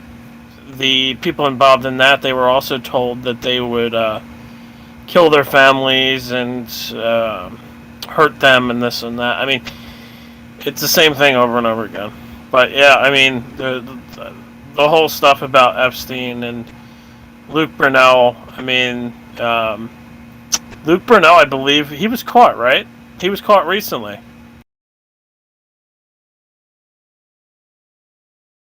Anyway, I have to head out because I have to go to work. I have to be a slave of society again. All right, Ted. Oh, see you, Ted. Did you at least have your chocolate milk, or are you going to have it before you leave? Oh, he did. He sent pics. He did. I'm actually working on my second liter. Second fucking liter? Yeah. This man bleeds chocolate milk. Are you trying to have the Hershey squirts? He's so ashamed of who he is that he's trying to turn black from the inside out. Oh man, that was. And that's what's happening. Ted, it's okay. We love you for who you are, buddy. You do. You don't have to try to go like Rachel Dolezal on us. We got you. God, dude. I'm doing a reversed Michael Jackson. Yeah, revitiligo. You're doing a Sean King. Fucking Sean King. He quit Twitter, right? I see that, right? Yes, he finally got chased off of the platform. And boy, did it warm my heart. Did he quit after he literally called for attacks? He literally called for violence. So was he banned, or was he just did he quit? Oh, I don't know. Quit. He quit because people was clowning his ass because he posted like a yearbook picture from when he was in high school with like the sepia vignette filter to make him look darker and shit. And he was all like, "Oh my, this is me from high school where my black daddy da da da da," and fucking everybody was like, "Bitch, you changed your story. Yeah. Bitch, you can't get a goatee and a fade and suddenly be black. That's not how it works, Sean King." So, yeah. Are you sure? Oh man.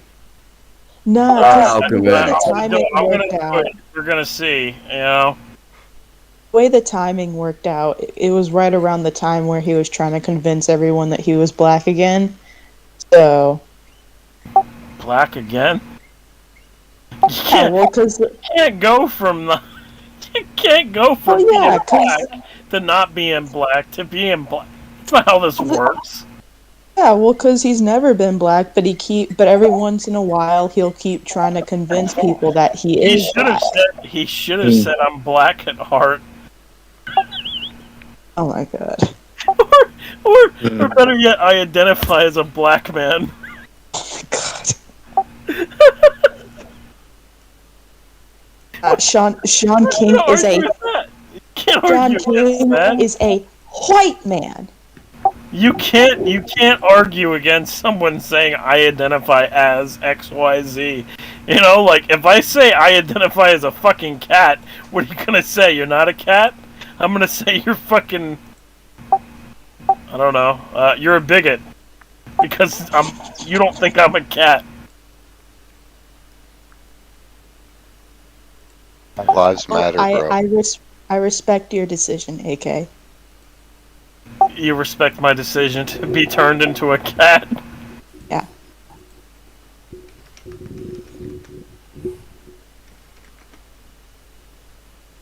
Oh man. I still get weirded out. Oh, wait, real quick. In the Rockfin chat, Christopher Dobby said the space sticks are just replacements for their loss of Concord access, ain't they? I'm not sure what that means. Someone made, I can't remember who it is, a comedian made a fucking NFT out of it and said space dicks. So is that what they're referencing? No, that's the Bezos rocket. Yeah, and the Elon Musk one, to be fair. That's what I'm saying. There was a comedian who made NFTs out of the fucking Bezos space rocket and the Richard Branson, and said space sticks, and that's what it's called. That's funny. No, I've been joking about space dicks because, I mean, my god, dude, that's what they are.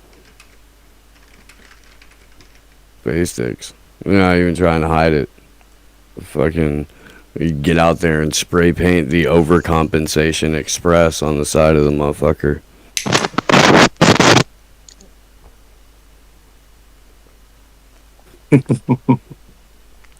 You know, what the fuck was that? The scratchy scratch? Yeah. I don't know. Yeah, we don't talk about that. It's not appropriate. Well, I don't really give a fuck about appropriate. We need some 2-letter abbreviation to describe it better. What? What 2-letter abbreviation to describe a yeah, letter? No, like VC and shit like that. We need some abbreviation for the scratchy scratch. Well, DC, you know, that's the obvious one. And CV, it just flipped, you know. Yeah. I was just trying to be funny and it didn't work. No. Ignore me.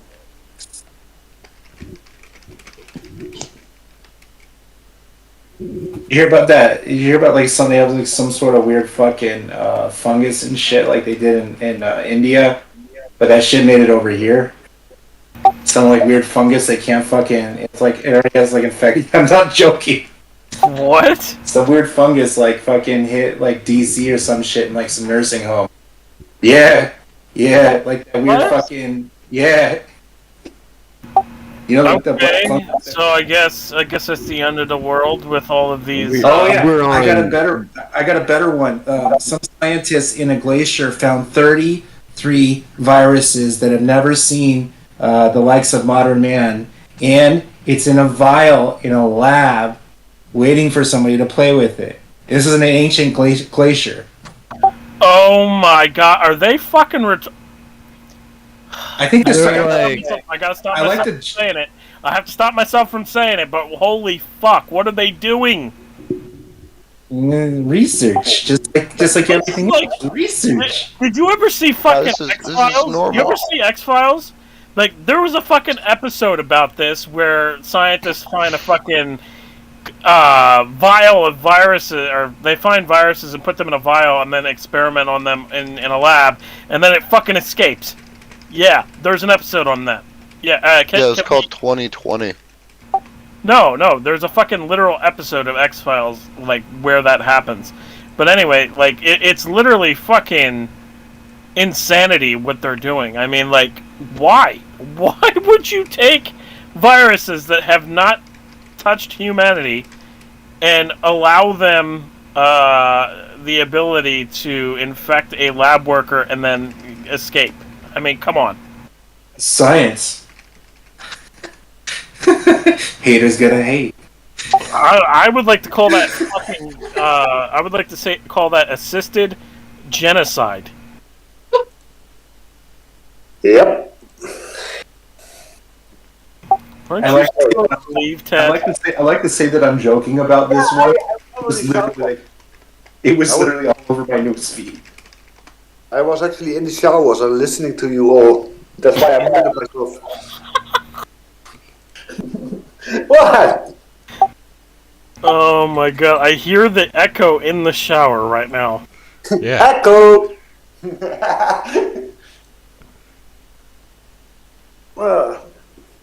Just trying to dry myself off. I like to say that humanity is heading in like one direction, but it seems like we're heading towards the other direction. Like, no, Billy, run for the stars. No, Billy, don't dig yourself a grave. No, don't do that. That would be if Billy was the government Yeah. for a day. I mean, honestly, I just don't understand. Like, there was a scientist years ago who said, I want to recreate the 1918 flu, and I'm thinking, why? Why? Why would you want to recreate that virus? You know, like, Haven't you ever seen Dexter's Laboratory? The cartoon or the... You mean the cartoon? yeah, the cartoon. It needs to be on every fucking scientist curriculum in college. That's what it needs to be. It needs to. We need them all watching Dexter's Laboratory and seeing the fucking chemicals get spilled over. That's what we need. Or Glory can be Didi. First of all, We'll get Steve Cutler to make a picture of Glory blonde with pigtails. It'll be great. oh yeah, Get out to my and I need to laboratory. bleach my skin. Well, I mean, Michael Jackson can help with that. We got to connect to him because he keeps on messaging people saying, yeah, I need don't $600. Don't DM it back for me. I need $800 to get back to the U.S. I'm not dead. I just want to create more new music. Whoever the fuck would believe that? I don't fucking know, but, okay. 019 Nigerian Prince at hotmail.com. Yeah, right. Now I have to clean up the shit for my dog. Thank you very much, dog.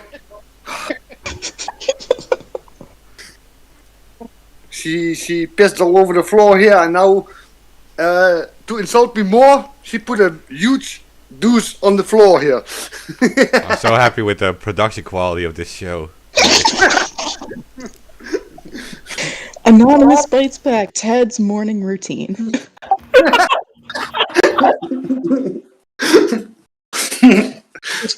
Just change the title to Ted's morning routine. Anybody ever talk about how Janice didn't believe that John's last note was written by him? Yeah, that's a good topic to be honest, because the note, like, they said that note was found in his pocket, right? But if that's true, why is there no crinkles in that fucking note? Why is there no? That's just not something John would do. I'm sorry, John would have wrote it on the wall or something. No, you're 100% on. Yeah, you're right. Because he's such a fucking anarchist, he literally would have wrote it on the fucking wall. On toilet paper with shit. Yeah, probably. Well, he did like feces. No joking there. Gross. I'm actually not joking. Well, he said that whole thing was. He said that whole thing was like fabricated and everything. I mean, I don't fucking know. Some people are into that, you know. Maybe, but I think more so it was probably fabricated and just paid for by the government. I mean, would it be really hard for them to pay a couple of poor women, prostitutes, whatever, to say that? I mean, come on. Yeah. I mean, they were trying to assassinate his character the whole entire fucking time for years, in various different ways. I mean, yeah, so I don't. I mean, he said before. He said that he had access. You remember the video where he said that he had access to State Department computers because he sent them computers with malware on it when they asked for computers. That was a great action. Really, I love that one. Are you talking to your dog? No, I'm talking to you. Oh, all right. You're not a dog, are you? I'm not talking. No, I thought that he was talking to his dog because his dog just shit on the floor. I'm already downstairs putting some pills and peanut butter and give it to my dog. Ted, just because the dog shit on the floor does not mean to kill the fucking dog. What is going on? What is wrong with you? No, You like those are Dog will never shit on the floor again. I'm sorry, AJ. Unless he just really likes these pills, though. I mean, No, she has. At least he's not giving it the chocolate milk. That'd be pretty fucked up. No. oh yeah. Well, if he's gonna murder the dog with pills, what do you think he's gonna share his fucking milk with it? Jesus, man, fuck no. No, that's heart medication because she has heart issues. You know. That's Pretty why. heartless. Take a shit on your floor, I'd say. She had a seizure like last year. I went to the vet with her, and she has like a leaking heart valve. You know, so that's why she has pills. Actually. I'm sorry, but you just kind of like you left it open there when yeah. I just had to make the joke, man. It's okay. Sphincters get loose when you get old. What gets loose? Yes, sphincter muscles get worn out, man. That's what happens. That's what I thought you said. That happens when you get older. That happens when you get older or when you get gay. That accelerates it. Yep. Accelerates it. Oh God, man.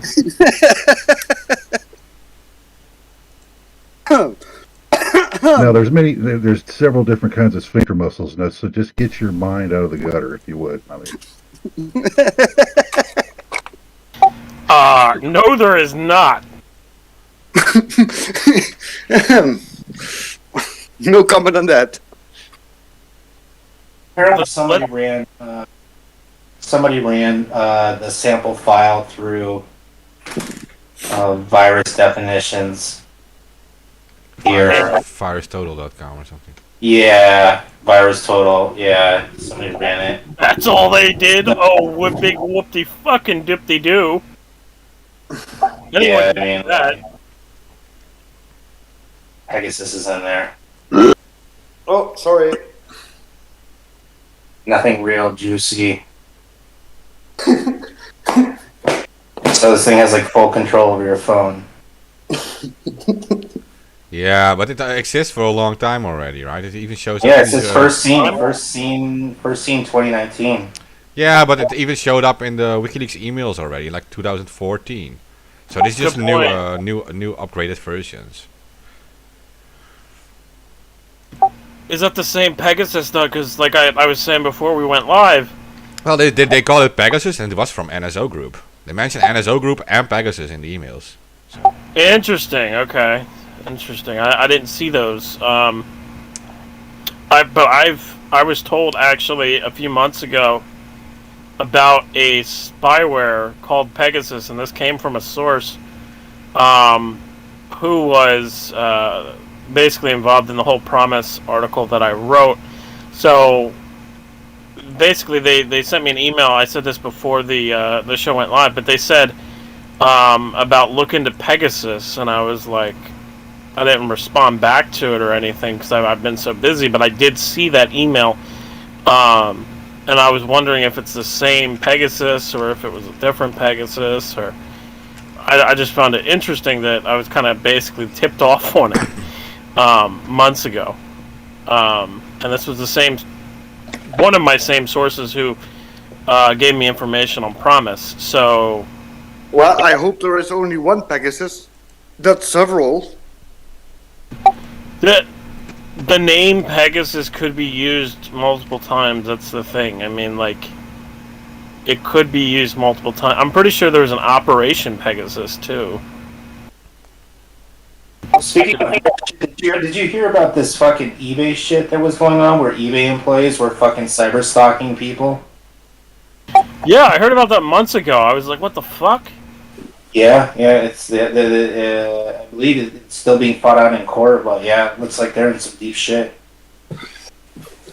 Yeah, Operation Pegasus, a military operation carried out in 1944 I in always the Netherlands.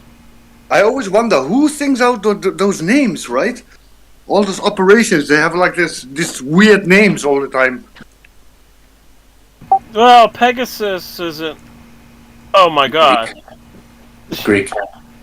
Yeah, it's Greek. I know that. Yeah, they use Greek names and what's the other one? Latin? No, not Latin. No, not Latin. The other one. I just can't remember what it is. well, you see some Hindu stuff with like what's the one you see for CERN? Americans do have some obsession with Greek antiquities because also in the colleges they use birthplace of democracy. The Greek city, the Troy, and Pegasus was a flying horse. So yeah, pretty much a Trojan horse, right? I mean. But yeah, also in colleges they use like Greek systems, right? Like the frat houses, right? Yeah. Ouch! Fuck! Yeah, there was always. Aw, you good, Ted? Something is falling on my feet all the time. All the time. Yeah, it's part of the morning routine. it's this cooling elements for my cooling bag, and I put them on a drying rack, because I was taking them out, and one fell down, another one fell down, and another one fell down, and all on my feet. Aw. Are you sure that you didn't stick your feet into a mousetrap? Because that's what it sounds like. He was No. just shot painting his foot. There was three Yeah, different but I was just operations. saying, American people love Greek shit because it's like in school you're taught that that's the birthplace of democracy, and then Rome is the birthplace of the republic. And What democracy? That's a right? good question. What democracy? Because we're not You living just in a named it. democracy. Rome and Greek. That's what they use. They use Roman and Greek names for operations. It's really weird. It's an obsession with the military. I have no idea why. To be But- honest, the Romans stole a lot of things from the Greek. That's true too. But I yeah. mean, they pretty much have the Romans same stole a lot gods. from everybody. I mean, they have pretty much the same gods, just different names. Well, that goes back to Egypt too. I mean, Egypt, Rome, Greece. They're all big. Mesopotamia. Yep. All of them have like the same gods. It's just the different names. Well, they all existed at the same time. It would be like 300-400 years from now if people looked back at Judaism, Christianity, and Islam. They were like, yeah, those three things are basically the same. They just expand on time frames of one another. Well, it depends what you mean was existing at the same time, because Egypt and Mesopotamia, those were way. Well, to be honest, the Quran and the Bible, story-wise, are not that different from each other, right? Right. No, they're all. Jesus is actually, I believe, quoted more in the Quran than Muhammad himself. Yeah, that is true. That's true. Yeah. Yeah, but they're all three like Abrahamic religions. But if you look at the full time frame of humanity, actually they're very close together. So maybe they have Two. somewhere the same origin, right? The three religions. Aliens. Yeah, well, you think that humans exist like 200,000 years or something. If you argue that, then these religions, yeah, they're in a time span of like what, 500 years? Aliens. Aliens, yeah. You got Hindu, Sanskrit. All the major religions and all the major cultures, they all depict what? Aliens. I saw those documentaries. There you go. There. That's my theme song. Where are my freaking keys? Damn it! There needs to be some like super cheery theme song for this fucking morning routine. Well, I swear, sometimes my house is here. It's like the Twilight Zone. Some stuff disappears and I then never find it again. Oh, you're in a haunted house then. It's weird shit here sometimes happening. That's like the plot twist. It's just your dog hiding things. Yeah, blame it on the dog. Always the dog, right? The dog is- Does he live over at Skinwalker Ranch or what?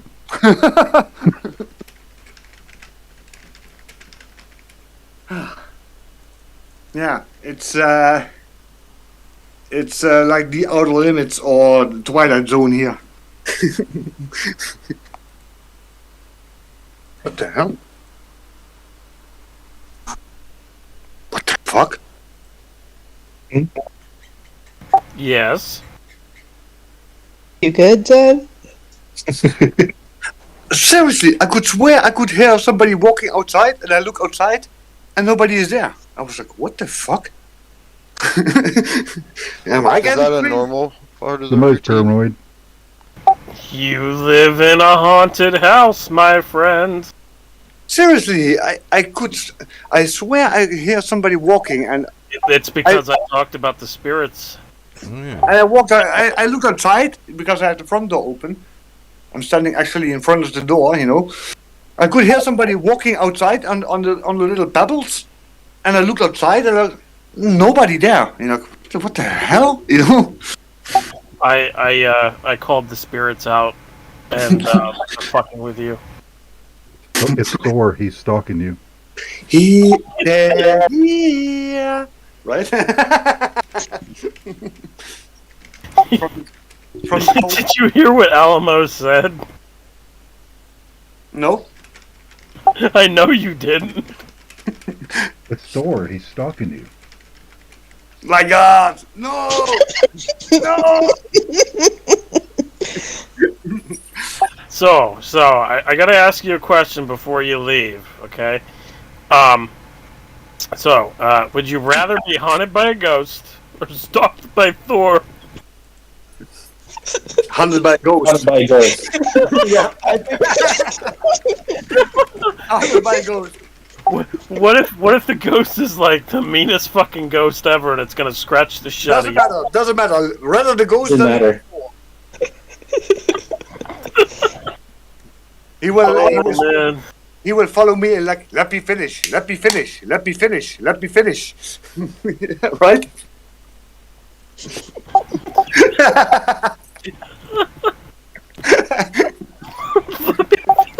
Let me finish.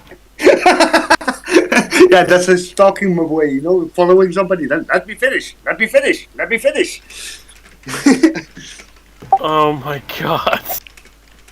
Well, you could put it in a whole different context as well, but not going there.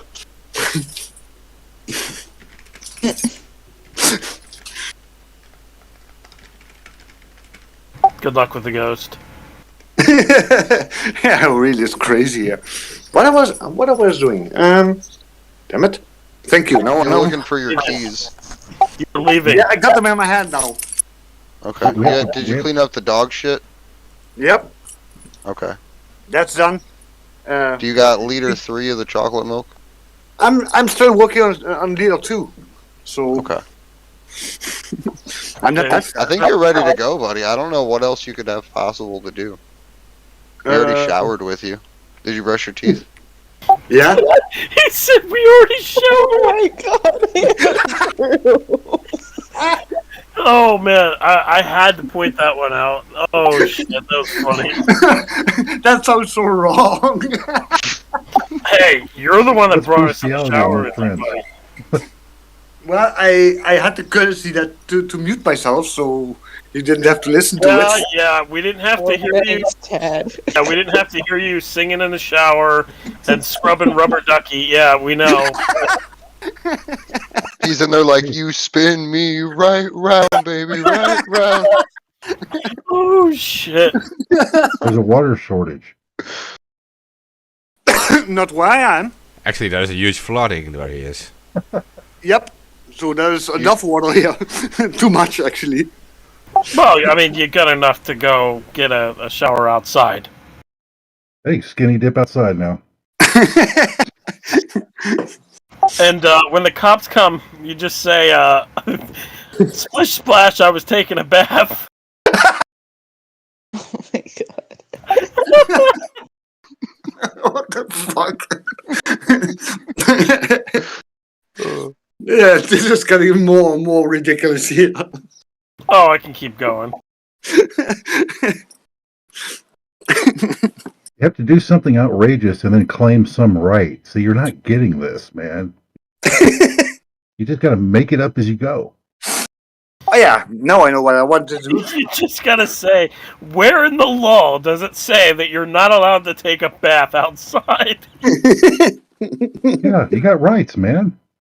Come on, you're a sovereign. No, that's a myth.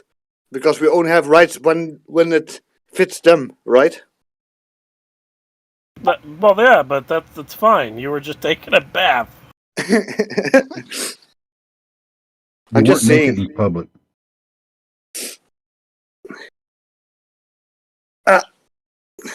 Well, they if I would do that, they will throw it on. What was it?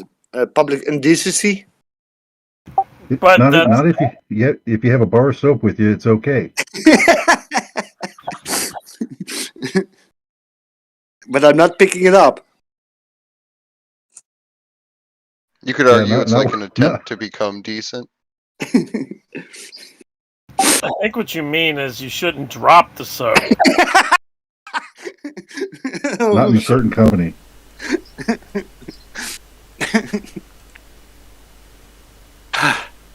Okay. Yeah, I tied my shoes. Because You tied them. Are you sure that you tied them separately and not together? You double knot 'em? You need to put your socks on, though. Put your socks on. See, you forgot. Alright. You forgot to put your socks on. You forgot to put your socks on and then your shoes. not your shoes and then your socks. Well, it's a possibility, but it's not really efficient, right? Well, goddamn, you're wearing fucking tube socks then. Holy shit! You can put your His socks underwear on. on. You need to make sure your underwear's on, though, first. Yeah, I'm not that But bad. hey guys, my phone's down to like 3% and I gotta get up for work in the morning, so I gotta get going. Yeah. It was a blast kicking it with y'all though. I'll talk to you guys later. That's fun. All right. Hey, I good have night. to Yeah, Andrew. I have to go to work, so see y'all later. Aw, Yeah. Ted's morning. I was routine is over. gonna say I have to leave in like 20 minutes, but I don't know what other topics there is. Oh, there's probably some topics. I could probably actually look for topics if you really. If you don't really have any topics there, Tyler. And that concludes Ted's morning routine on Anonymous Bites Back. Yeah, it's a new part of our show, I guess. I guess Yas went corporate. What else? That's not new. There's a bill in the Florida Senate that could make it a misdemeanor to record cops within 30 feet of them. But it's already been done in like other states now. So Yeah, that's crazy. I have a really big story that we haven't discussed. The major cyber attack today. okay. Oh, the economy? Are they economy? I thought that was like a DNS error or software error. There was a massive cyber attack today. They're now admitting that it's a cyber attack. Not only did it take down key services and websites all across the U.S., it also took down the 911 system and other networks. Now, here's the thing to point out about this. The World Economic Forum just a few days ago, not a few days ago, was it last week or the week before? They literally just did a test. It was called Cyber Polygon. Cyber Polygon from Klaus Schwab. Yeah. So they did this whole test of Cyber Polygon, and then now there's a major cyber attack like this. This major cyber attack actually disrupted everything from retail to financial services, to cloud services, travel websites, everything basically. And they said it was a DNS failure, but it also hit 911 outages across the East Coast. Why would a 911 service be using a CDN? I don't know. I mean, I guess I could understand why, but I don't think it is. me neither. I don't think it is. I think it's a major cyber attack. Here's what I think's going on, alright? I think we've been in my opinion, a coldish war with either Russia or China for the past couple years, and we've been seeing these cyber attacks escalate and escalate and escalate. If you remember last year, I mean, I recorded, like 20 different fucking DDoS attacks on the U.S. internet infrastructure.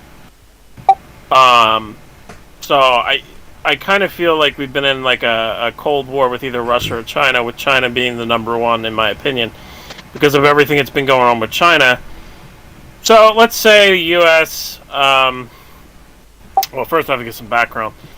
So China recently threatened to nuke Japan in a video that a propaganda video that they released and then deleted. And China also sailed into the South China Sea around the Philippines, and they were chased off by the Philippines. It's very interesting that after that happened, there was major flooding that happened in China and dams that broke. And for the audience, there's massive amounts of evidence of weather warfare weapons going all the way back to the 60s. So it's actually Vietnam. Operation Popeye was the first was one of the first times that the governments or the U.S. government used a weather warfare weapon against Vietnam. And the Viet Cong at the time, they used it to flood ditches and basically create mudslides. So I think it's very interesting that China has 3 or 4 dams break after all of these threats. They also just, what was it, last month? I think it was last month. They said that they would they'd go to war with any country that threatens China's hegemony. So, and stands in the way of any of China's goals. And they've been going back and forth with Taiwan. And the reason why they threatened to nuke Japan was Taiwan. They said if Japan gets involved in Taiwan's affairs, that they would nuke Japan, right? So we have these cyber attacks that come after floodings in China. I don't think that's a coincidence. That's all I got to say. I think we're witnessing kind of a Cold War type of situation going, where China's using their means of kind of cyber warfare against the U.S. And the U.S. just used a weather warfare weapon against China, which would not surprise me. After China threatened to nuke Japan, which is an ally of the U.S., and also the Philippines, which is an ally of the U.S. And there's some stuff going on with Biden and China meeting as well. So, if the military and the intelligence community wanted to shield an attack against China, they would use the weather and weaponize the weather, because it's a silent weapon for silent wars. Well, it's not even to hide it from China, but for hiding it from other allies, etc. Like who are in the region and who might act on their own. Like you have a lot of NATO countries in the area doing business with China, whatever. And if there is like an open public war between like America and China, whatever, they're going to cut ties, etc. It's going to cause like massive effects, but it could be like that they keep it behind the scenes just to intimidate each other, is what I mean. Well, that's what I think is going on, personally. I think that they're doing a tit-for-tat type of situation. And I've heard, and this would make sense, but I've never said this, but the whistleblower that helped me write the geoengineering article, who is a U.S. Air Force veteran, and basically he was involved in some operations in the weather warfare type of military operations, where they were testing weather warfare weapons. I don't want to say the operations that he was involved in, but anyway, he said to me that China was using a weather warfare weapon on California and causing it so there would be droughts. And I kind of thought that was a little crazy at first, but now that I think about it, it kind of clicks. Like it could be a reality. Because if you look at a map, right? How close is California to China? Would that be? Do you think that?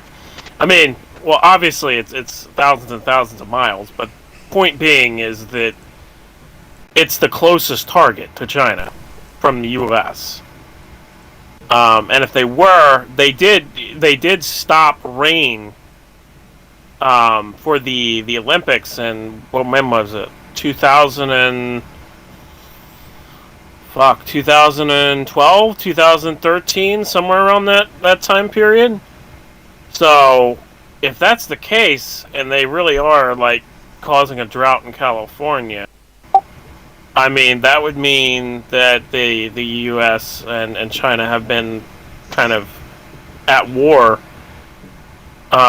silently for many years, because the drought in California just keeps on going. Like, as far as I know, how long has the drought in California been going, Steve? For like 4 decades.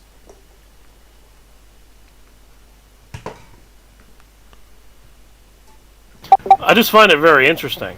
No, it's from utter stupidity and water politics. They have talked about desalination, and that's the only way that the Middle East gets any water. Unfortunately, climate change is real. Rain doesn't naturally happen in the southern area anymore, or much of the Southwest. To be honest, but it can also it's kind of a joke. No, it's a joke, because every time they bring up desalination plants, they say it's going to cost more money, more labor intensive to get the water. But I'm like, and then there people are like, oh well, it's going to kill the fish. Well, they've safely done it in the Middle East for about 3 or 4 decades now. So what's the problem? They want to overcharge you with money for as long as they can, for the dollar, for a problem that can be solved by engineering. It's really a man-made problem at this point. It's a large body of water. It can be desalinized. It can be done safely and not affect the little tiny life that gets in there, fish and whatnot. Yeah, and anytime anybody brings this up, the water politics and water lobbyists come out.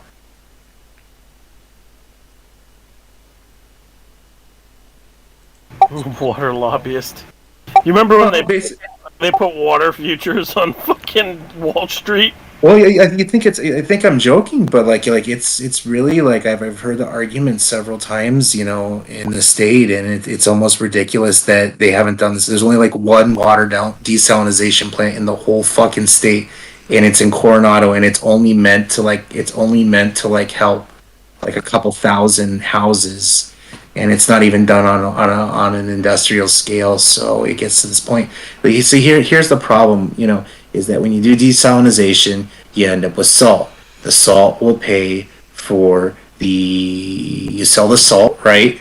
And then you reinvest that money into the wear and tear of the machines. It is a self-paying, self-perpetuating, and you know that you're charging for the water.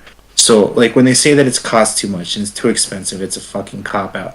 What they want to do is they want the water to run out so they can charge you $5 or $10 a gallon until it becomes a real problem. They have to build a desalination plant. It's that simple. I mean, there's only 2 other ways to get water. I mean, you can dig, you can get it out of the air, which is the most pointless way of doing it. You can make it chemically by burning hydrogen, or cloud seeding. Cloud seeding, that's not the way to go, because when you put those chemicals into the atmosphere, it's only hurting everything around it. It's really they just did that in Dubai, and they just had a flood. That's very true. But there's also cloud seeding with dry ice. There's all types of ways that you don't have to use chemicals for cloud seeding. They used dry ice years ago as one of the first test experiments.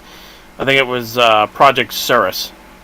Oh, they do it here all the time, Klaus. You can also burn a hydrogen rocket. You know, when they were doing the hydrogen rocket test that produces rain. You know, directly after that, when they test those when NASA tests that some of their rockets that were using hydrogen, you know, it'll produce rain. I mean, it's easily feasible, but like ultimately, you know, the most cost-effective solution and the cheapest solution is to take the salt out of the water and bring it back. They even have stupid things in California where they're filtering sewage water, which is more labor intensive, to make it into clean water and just recycling the water. That's more expensive than desalinizing the water, which is like the long-term solution. Yeah, but if you would do that, California also doesn't have effective rainwater that gets from the rain. Only like 10% of it actually goes to any collection places. Well, most of it just runs off and goes back into the ocean. This problem has been getting worse ever since 1994, I believe. It doesn't ever rain. There's the article right there I just found. Dubai makes fake rain created by shocking clouds to tackle 50 Celsius heat. Yep. Yeah, well, Tyler, if they would have that mass taking off the salt out of the seawater, then the investment value of like that drinking water becomes like zero. Like they're speculating on it now. That's what these companies like Nestle make a lot of money out of it. So it literally boils down to greedy people at the top. This is an engineering problem. All of the Middle East gets its water from desalinization. There would be no Israel without desalinization. There would be no UAE without desalinization. There would be none of the countries in the Middle East besides Iraq, which has the Euphrates and the Tigris, would be around without the desalinization plants. It's the only way to solve it. It's an engineering problem, and the bigwigs who have all the money are just copping out and making they're just gonna let it perpetuate until it is too much, until you're paying $5 for a gallon of tap water. You know, that's what it's gonna come down to. Yeah, Glory. That's what I was talking about. Where they controlled the rain. I thought it was 2012, 2013, and 2016 Olympics. Yeah, no, the article is from 2016 for some reason, but it was done for the 2008 Olympics. Oh, okay. Okay, so it was 2008, not 2012, not 2013. now in Beijing they kept the air. They kept the sky. Yeah, in Dubai, the rain was so bad because they don't have any real irrigation for that much amount of rain, and I guess they overcompensated when they did the cloud seeding, and it flooded everywhere all over the country.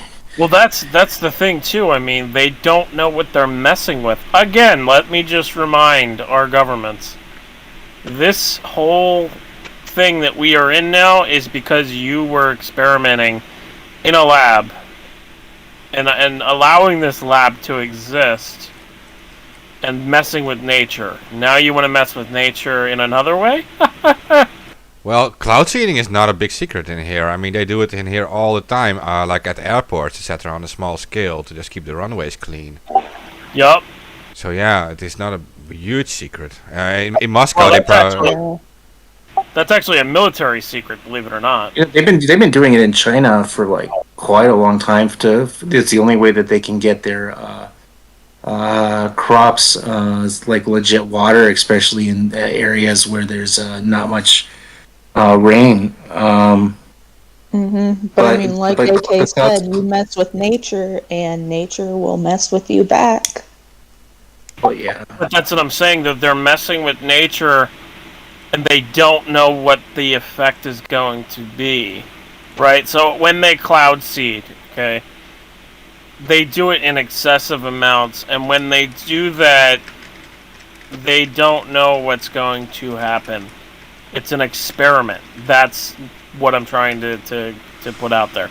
And with the comparison of the lab and the whole CV situation, and now flooding in Dubai, they've flooded other countries as well, and tried to steer a hurricane away from one state here in the U.S. and actually ended up steering it directly into a town, and they got sued for it in a big, huge lawsuit. It was a congressional lawsuit, and a lot of people forget about it. That it even happened, and I didn't even know about it, and I was told about it, and I was just like, "Wow, this is some incredible shit. This actually happened in our history, and nobody knows about it." So there's some information out there that a lot of older people have that is forgotten, and over time it will be completely forgotten, because when these governments get control of information and what we're allowed to see and what we're allowed to know, they will completely make all of this stuff disappear, and it will be like it never even existed, and they will call us crazy for bringing it up and saying that it used to exist. This is a whole new thing that's taking place, and that will take place with weather warfare as well. But very interesting that Dubai caused the flooding of its own country. That's it's interesting. Water warfare is actually not a new thing, right? No. It's very old. It's actually like from the time of like what Archimedes, who already wanted to use the sun against like a fleet of ships, right? Good point. So it's not, yeah. So it's humanity has always been obsessed with using the weather for warfare. But we've advanced, and we've advanced to such a high level that it's scary, because there can be massive storms caused on accident by trying to manipulate the weather. Yeah, definitely. And they've done it. Like I said, they've done it. They flooded. Where did they flood? I gotta look this up, because I actually have to get you the real information on this.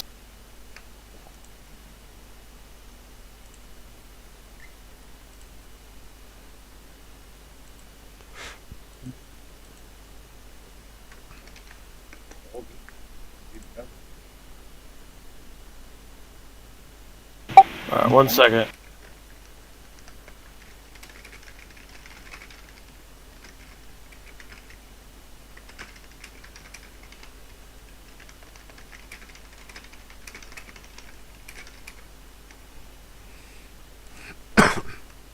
Oh, okay, well, I got this while I got it here.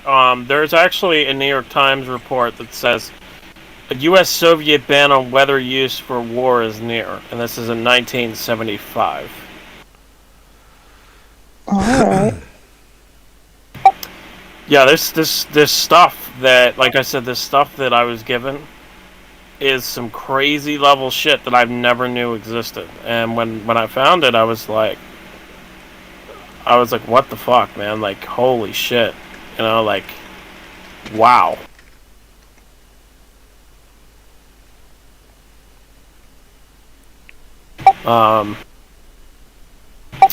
So, 1 second.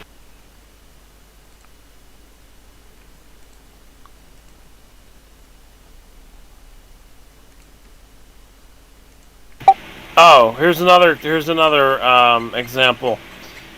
In Australia, there was an ABC report that's right before the flooding of the Derwent River catchment, Tasmania's government-owned energy company, Hydro, conducted cloud seeding operations. And the other operation that I'm looking for was called Operation Cumulus, which is Cumulus Clouds. 1 second. I just have to find Operation Cumulus. We have to call them cumulus clouds because cumulus sounds pornography. It's not allowed, AK. Same fucking shit. We'll get you banned. Get me banned for what? They'll ban me for anything. You use the word cum. Oh no! The thought police. Ooh, crypto AK.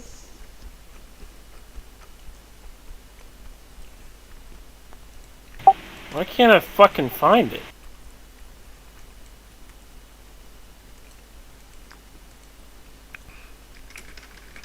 Reach the end of the internet.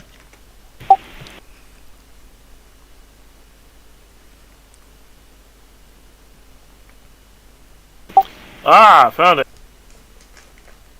So, in August 15th, 1952, a team of scientists working with the Royal Air Force, or the RAF, under Operation Cumulus, jokingly called Operation Witch Doctor, caused a killer flood in the Devon village of Lynmouth, Britain, that killed 35 people from torrential rains. So now we have what?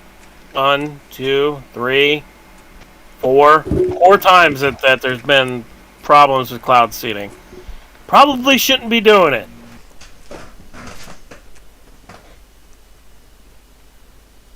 I don't know if my Boeing lobbyist will accept that answer, though. Well, supposedly, weather warfare and weather manipulation doesn't exist. And it's a conspiracy. It's in the Air Force's own documents, though. They have one set for it's either 2025 or 2035, where they're essentially saying that weather modification is going to become a part of international warfare, and it's going to expand the battle realm. I think it's their 2025 report or something like that.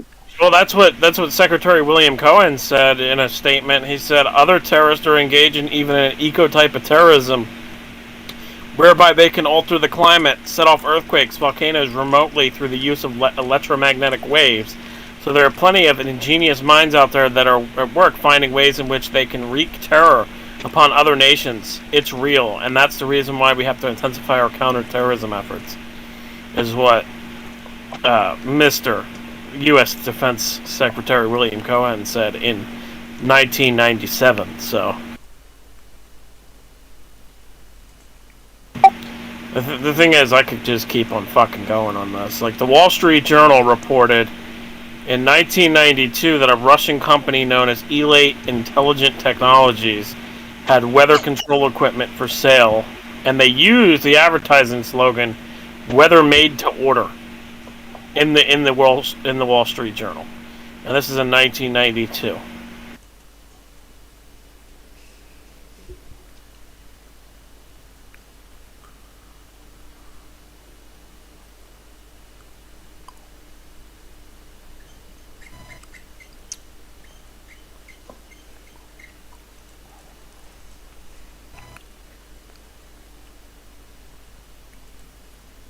Dead air.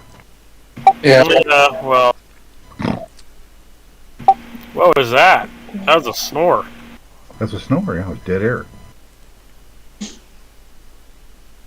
Found the PDF for that damn Air Force. Oh, here's a story for you that won't be dead air.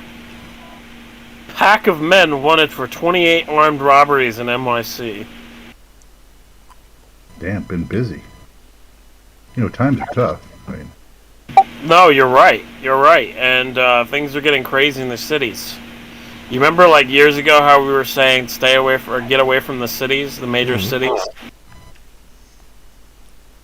Yeah. conspiracy theory. QAnon, flat Earth. I know this is but it's true though. The big cities, it's going to hit hardest there, definitely. Ah, they mentioned directed energy in here too. Yep. I don't know. Are you talking about the UN document? No, not the UN one. It was this like 2025 whole research deal that was presented to the US Air Force, and in it they talk about weather modification, and I was scrolling through one of the PDFs I found, and they mentioned directed energy. Unsurprising. Oh, I used to have. I don't know if I still do, but maybe I do. Well, yeah, I probably do. I used to have, or still do have, thousands and thousands of military documents and patents and everything. Bro, can you send them to me on Signal? On Signal, no. They're on they're on Mega.nz somewhere.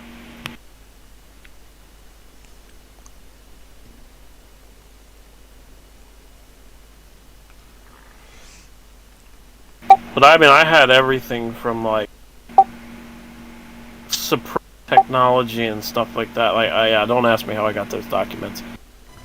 I don't know. You know all these whistleblowers and stuff. Some passed away, some didn't.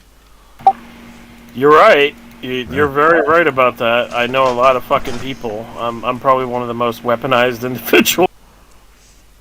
Not repeat that too often, though. But yeah, it's true. No, yeah, you're right, but it's the truth, and I have documents on a lot of things. Some things I can't speak about because it would endanger sources, and you know I'm not about that of endangering a source and putting their life in danger or their family in danger, and that's probably why I have so many people. Because a lot of these whistleblowers actually have other people come out and speak to me. I've had that happen multiple times, to be honest, like with just talking to a whistleblower, and then they introduced me to another whistleblower. Especially with the promise stuff, that was a lot of that. A lot of those people put a lot of faith in me for not publishing their names.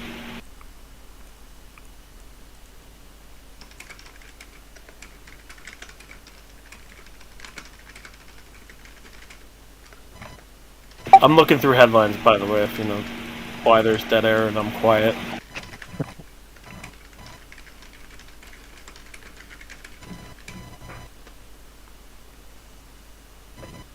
Let's see.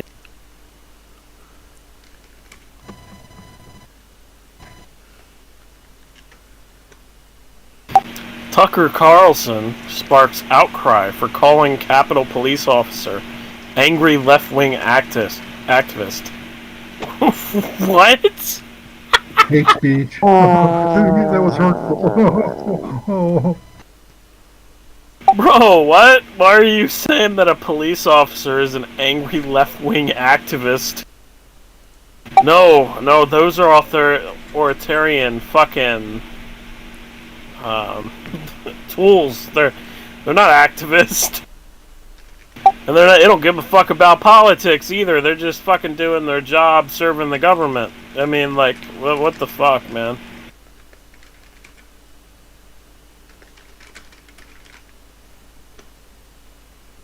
Yeah, it's the Blue Line Gang, man.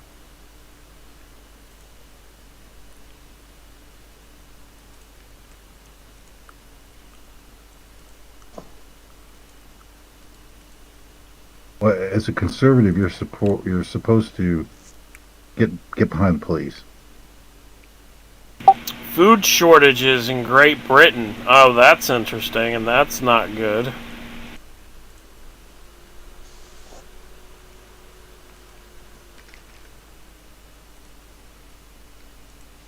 Well, we better shut it down, right? I mean, if we're short of food, we got this COVID thing going on, we better shut it down.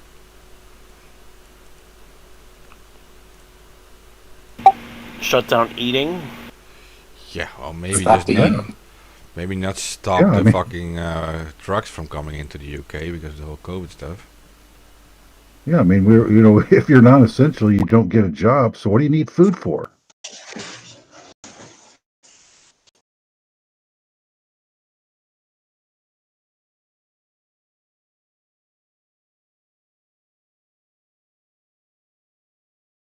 Great Reset.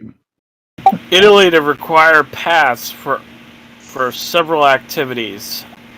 Oh yeah, there's protests happening against that in Italy. They burned down the Parliament building, didn't they? Ooh. Oh, really? Well, let's hope so. Like, It was on fire. I mean, I don't know if it fully burned down. I know it was on fire. can't exactly endorse that, but okay. All right.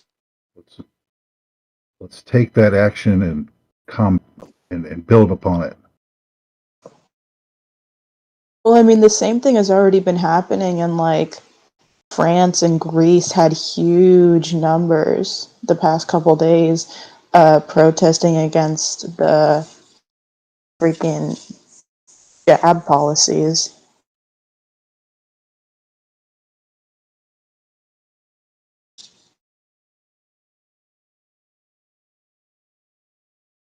I think background's pushing it pretty heavy too. Yeah, I mean, it's starting to become commonplace for those things. To be honest, a lot of countries are doing it now. Yep. The Green Pass thing.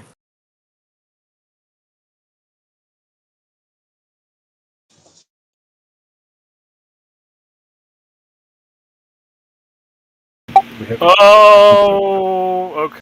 that HHS former HHS gal Sibelius came out the other day and said you don't take you off the internet, take away your job. You know, we have to go after these people. You know, or they're not listening to our gaslighting and following along. So Well, now they're saying that there's a new bird flu going around.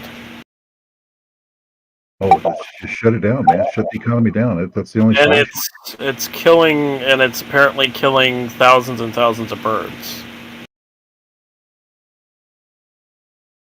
Well, if we can save just one bird by shutting the economy down, shouldn't we do it? Birds aren't real. Birds aren't real. Oh my god, that fucking documentary! Holy But it was shit! just pigeons that aren't real. No, Pigeons are no, no! liars. It was birds. No, Birds aren't the real. fucking documentary goes through basically how the birds don't exist and they're all government fucking spying device. Oh my god, man! That documentary was fucking nuts. I was just like, They just had a protest in St. Louis. The pigeons did. Yeah, pigeons are liars. Hold up, I gotta find this shit. I thought they were solid. he's not joking. He's serious. There really are people that believe that birds are drones, and that it's all fucking being spied on by the government. Oh, Birds Aren't Real tour coming to St. Louis. Oh wow. And the Earth is flat. Flat as Sounds a like two things the CIA would love to push, doesn't it? The CIA Mockingbird media's got everybody so scrambled up. They don't know what the fuck's going on anymore. They really didn't know what the hell was going on before, but now it's just hopeless. But how many people like would go to these shits because it's like a meme? That's my thing. I'd go to one of these things to people watch. I was saying I think all birds are drones, but I had myself muted. But I think this is all just like disinfo mixed with real stuff, and it's obviously government propaganda. So, yeah. Yep. I remember these flat earthers like standing next to us at protests, saying the Earth is flat and stuff. Like, it looks Well, see, fucking bad. when those physicists came out with that holographic universe, that really fucked everybody up, man. That was the green light for all this. I can't even protest for what, like human rights or against censorship or whatever, because there'll be some flat earthers standing next to me saying NASA censors us all and the Earth is flat and stuff. This really fucks us over. Yeah, well, also what annoys me about that is it's like people get so butthurt over flat earthers. It's like, what how the fuck is random ass Billy Bob believing the Earth is flat gonna hurt you? Like, honestly, how is that gonna hurt anyone if someone believes the Earth is flat? It's just a narrative management tactic at this point. Well, you see, the flat earther, he might hurt you by Blow himself up in a steam rocket cannon like the guy in Apple yeah. Valley did. Funny. Oh, I remember that. Oh my god, that guy died too, didn't he? Trying to my prove the God, Earth was flat. Yep. I'm so terrified of that I'm now going to try and ban all alternative thought. Yeah, It's flat Earth denial. That's what it is. yeah. Well, I know for sure they're controlled opposition. I like literally, I checked it. Like, when I was still on Facebook, this is like years and years ago. I was in a big flat earther group. Asked serious questions like, why is the Empire State Building not more popular than Disney, whatever? Because you can just look at the Eiffel Tower with a telescope, and they got like so distressed by it that they started like posting endless memes to hide my questions over and over again. Like, they weren't replying; they were hiding everything I said. They were not even banning me or whatever. They were just hiding everything with endless memes, so it was becoming invisible. Like, it was really weird how they acted. And these are So full narrative management tactic those flat earthers are then. Controlled opposition, and they're used in the agenda against alternative thought. Yeah. Well, it's flat Earth Marxism. I asked serious questions. Like, I want just answers. Yeah. Well, because it's interesting. You want to discuss this shit. I don't just know how they can explain that. Like, because if the flat Earth was real, I would go to the Empire State Building with a telescope and I would look at the Eiffel Tower. Right? I mean, if I can do that, I would do it. Or look at something else, like on the other side of the ocean. If you have a powerful enough telescope, you should be able to see it. Yeah, you can't. You can You look should at get a them. flat earther on ABB. We had them on ABB. Oh, we did. Oh, we Yeah, did, that's and right. I ripped them. I'm pretty Oh sure. man, that's right. I'm remembering Oh. it now. Well, this is years ago. This is many years ago. No, Yeah, I remember watching it. Remember they wanted to like leave. They wanted to leave the chat to go get more drugs, and then they left for like an hour and a half, and then they kicked them out, and then they wanted back in, and I was like, dude, like why would you I was gonna say, in what show would you be able to leave? You know what I mean? It was just like so weird. Like they literally told us they were leaving to go get drugs, and I was like, that's not the same one. That's not the same one that I was on then, because this was one where it was a QAnon guy, and he believed he believed in QAnon and flat Earth. Do you remember? Oh no! We're talking about the one with Jay, where we got those two guys that were like drinking, and then they were drinking on the show, and then like we kept on asking them like, where does the water go? And like they kept on, and like they got really weird, and like, I guess one guy got frustrated, so he like left to like go pick up, and then he got all pissed off and we kicked him out of the chat because like an hour and a half went by. Yeah, that's just weird. But yeah, this was in Google Hangouts, and it was a flat earther, fucking QAnon guy, and yeah, I know exactly who you mean. And after the show, he removed all his QAnon stuff from his Twitter. Yeah. That guy, yeah. But he was also arguing about the Earth being flat, if I remember correctly. Well, these were just multiple flat earthers, and Jay was asking where does the water go and stuff. It was quite hilarious, actually. Yeah, we got real scientific on them, and they kept on saying satellites were fake, NASA's fake, and then I think Mark kept on asking like, is the Mars flat? Is the Moon flat? Or something like that. Is the Moon flat? The universe Yeah. flat. I'm not even sure if Mark was on it. Somebody asked that. I mean, if I don't the remember Earth either is anymore. flat, then wouldn't the entire universe have to be on a two-dimensional plane? And like, if the whole universe is flat, then why the hell do we have complex numbers? Quaternions. They believe in they try to promote this holographic universe theory, which doesn't hold up in even the calculation. I mean, it's the only way to answer what is known as like a singularity inside of a black hole, because you can't have infinite mass or you can't have infinite numbers. So they loosely base their claims on what's known as like this flat holographic universe theory, and it's full of flaws. Because if it was true, that would mean that we would see galaxies and universes being phased out because they're really just a three-dimensional implementation of a two-dimensional celestial body. But a lot of these guys don't have the math skills to go past 1+1. So it's kind of out of the cracker barrel, you know? Yeah. Well, I mean, to be fair, theoretical mathematicians are some slick motherfuckers. They can prove anything. Well, I mean, it would be really cool if holographic universe theory is true, but we hardly don't know the upper echelons of the, where does the universe, there's a lot of stuff we don't know, and in fact, the whole singularity argument is kind of like the what the fuck of physics, because you cannot have something that is infinitely small. That means your math is off, or you don't understand what you're studying. Theoretically, but I mean, it depends on what you mean by infinitely small, because theoretically there's the infinitesimal, which is like the smallest unit. Like there's nothing between zero and an infinitesimal. We've been finding out, yes, that there are smaller particles in between the boson Higgs, and we're finding out there's something smaller than even muons and stuff like that. But the thing gets to that there has to be in physics, there has to be an upper and a lower.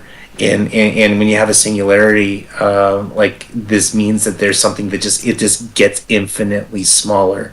I mean, that would make sense if it was like some sort of gateway to another universe where our laws of physics don't apply, where hydrogen never bonded to anything. I mean, that would make sense if it was like a gateway to something else. But there's all sorts of weird stuff that they don't understand. Like what is it? Supermassive black holes. There's a new theory that says that they might not even be supermassive black holes. They might actually be supermassive dark matter particles that they thought that would make more sense because there's not enough mass in the universe to create these things. Yeah, I remember them saying that that it would be a super big massive dark matter at the center of the Milky Way instead of a huge black hole. Yeah, it's because there's not enough time in the universe for something to grow that big, and there's not enough matter in the universe to make a black hole that big. They don't understand how supermassive black holes got created, because there's just not enough matter to make it. Fascinating. So there's all sorts of weird stuff. But anyway, guys, I gotta go. It's getting late. We probably did everything already. Yeah. Well, I got one more story. You got to stick around for this one. Okay. It's coming in hot again. Russia disconnected itself from the global internet in test. Well, it means anybody in Russia is not going to be able to access the normal internet. They've been saying that for a while. I'm not sure if that's actually, true. We're missing out on the Russian net. No, it's true. Russia has said that they would separate the themselves from the rest of the internet. They have said that in the past. Yeah, I believe that, but I mean, like, that people are no longer able to connect to the real internet. I don't believe that part. I mean, there's other techniques. Because what stops you from setting up? I mean, what would stop you would be the same thing they use in China, a Great Firewall. Just filter it. Yeah. And or have your own. Well, technically, you could just connect to a satellite, right? That would be the only way if you connect to like Elon Musk's satellite. Yeah. Starlink. Could be the cog in the machine or not the machine, the cog in the. Yeah. Well, I'm tired, but you get what I'm saying. Yeah, you have the people at the Russian border using like the Wi-Fi's of people across the border, creating like internets between, having other people connect to them and amplifiers. There's all kind of ways, of course. I mean, the border is never like closed. It's like you would have like have to stop people from using Wi-Fi entirely around the border. Otherwise, yeah, the distance. They use like a large antenna. They can reach like a few miles if they want to. One of my friends set up like a direct antenna. He could reach what was it, 30 kilometers. You could detect Wi-Fi uplinks like 30 kilometers in like a range. So yeah, it's a huge distance from a border, like to Ukraine or Finland. Right, Finland has good connections. So yeah, there's all kinds of ways to do things. I think the Russian people are smart. I mean, not all people are stupid. You can all set up all kinds of stuff. There's a lot of tax in Russia. Yeah. I would do it because there is money to be made in it then, right? People want the internet, and if you're a smart business guy or a good tech, you're going to set it up for people because you can make a lot of money with it. People want to still use Facebook or whatever, Twitter and all this stuff. Yeah. Facebook's important for people, man. You know, what do they need, about 8 or 10 hours a day on that shit? Yeah, it's their life. I mean, it's more important than the rest of their life for some. So yeah, no, so that's what I mean. You can, but there's also big money to be made on Facebook. By the way, just saying, like Facebook Marketplace and stuff. So yeah. Some people make a living on there, like eBay.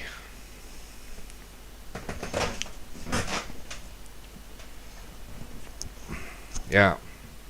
Yeah, I know. So I know what they're attempting. With all authoritarians, always want to do that kind of stuff. And China does it too with the Great Firewall. But also in China, many people they just get through. There are always ways. I know in China at the airports, there is no limit. There's no Great Firewall. So I have a friend who is a pilot, and he flies to China, and on the airports he can just visit everything, like BBC, everything. He flies to Beijing and stuff regularly. So they also, but they have laws against using a VPN and stuff like that. Like if you're caught using a VPN in China, you can get like 10 to 15 years in prison. yeah, it would probably be best to use like a Tor and set it to a different port, not like the default port, because they probably recognize that. So you route it through another port that is not on their list of banned ports. Again, though, you're risking 10 to 15 years in prison if you use Well, Tor. Yeah. Well, you would use a port with a Tor of a service that is like a well-known service, like whatever, like how is it called, a WeChat or something. There's a kind of like a Telegram kind of thing, and then you just use that port to connect, so they will think you're using like WeChat, but you're actually using Tor. So yeah. Yeah, you just don't install the WeChat app, right? You just install only Tor, and you use the WeChat port, and then it works to the Tor network. Or something. Yeah. Well, I see what you're saying, but still, I mean, that's still pretty dangerous, because in China it's like 10 to 15 years. I mean, if you're going to use Tor and you're going to use a VPN, you damn well better hope that they can't fucking track you down.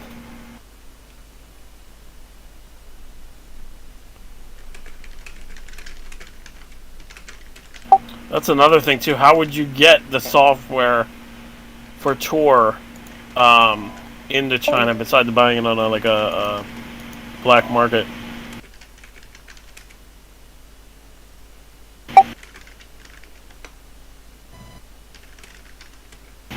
It's a lot easier said than done, you know.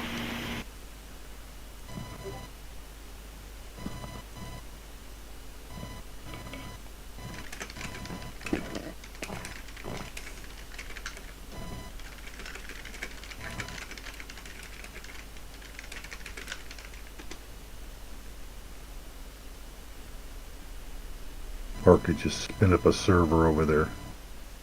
5 minutes.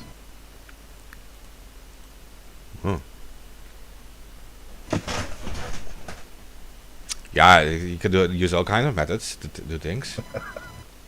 Yeah. Okay, so in China, you have ways to pay for things. You can get servers outside of the country, set up direct connection to that server, like a VPS server, use like ports that they won't notice. I know there is a risk involved, of course, but yeah, there's plenty of Chinese people get through it. There's an anonymous China too, just saying.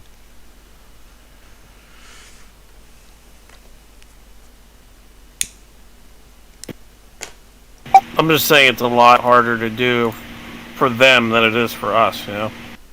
Yeah.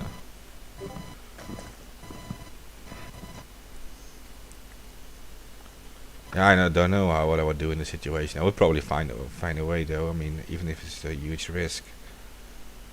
Maybe you should be moving around or something. Use like a laptop on like public spaces. Like stay at the same spot. But it's like you only communicate like important things, right? And yeah, for the rest, yeah, if you're from China, I don't know why you would use all these Western sites anyway. But if you have to like actually research something important, yeah, you just go on the move or something. Stay mobile. I'd have to believe they got some sites hidden internally. I mean, yeah, that too, of course. Yeah, okay. So for example, they banned all pictures of Winnie the Pooh, right? Because he kind of looked like their leader. Yeah, they did do that. Yeah. So they banned every Winnie the Pooh thing because people were making memes of their leader looking like next to like Winnie the Pooh, and he actually does look like him. So yeah. it was hurtful and against CCP rules and terms of service. Terms of service. Yeah, they also physically censor like political opponents, like not even like in that they like threaten or to kill them or something. No, they do the really weird things. They just like they hire like 50 people, and when you are like an opposition leader, you start like shouting, and they just like surround you with like 50 people, and they just stand there with like billboards or whatever to hide your face and stuff. Or they go stand next to you with bullhorns shouting random stuff. That's what they do. It's like really strange how they do it. Completely normal there. I saw that physical censoring. They put like these cardboards in front of you and stuff to hide your face. And they, like when you open the door, you have like 10 people standing in front of your door, and they just stand there randomly, so you can't leave your door or whatever. So they're not like threatening you like with violence or whatever, but you just can't leave because they're standing in front of you. It's like, it's really, really weird. I've seen the videos. We have like a journalistic program about that, and they were covering what actually happens there in our country. Talk about China. Yeah. Interesting. I know, like I said, it's crazy over there. When it comes to surveillance and everything. Yeah, the social credit score system is of course like super disturbing. It's the most Orwellian thing ever. It's like when you don't visit your grandparents often enough, for example, you get negative points. Such things they do, and they actually track when you are visiting your grandparents or your parents, and if you don't do it often enough, they take points off your score. What? Yeah. When you park your bike in the wrong place, you get points off your score. Such things. It's really, really weird. And I would fail in China. Yeah, and if you have a high score, you can just get like easier credits, easier loans and stuff. You can get money from the government and all these things. And yeah. If you're really too low in your score, it becomes harder to travel on a bus or a train and such things. I know that. Yeah, I know that. Yeah. But you will have to like really fuck up to reach that point, though. But it does get harder to get loans and those things. I mean, wait till it comes to America. Shit. For the rest of the West. For the world. The Silicon Valley guys have been playing around with social credit stuff for like the insurance companies and stuff like that. So yeah, it's not a surprise. And also China sold their social credit system to Venezuela and another country. I can't remember the other one is. Maybe it was Colombia. Not 100%, but there was 2 countries that they sold it to a few years back. So they're probably going to start implementing the social credit system.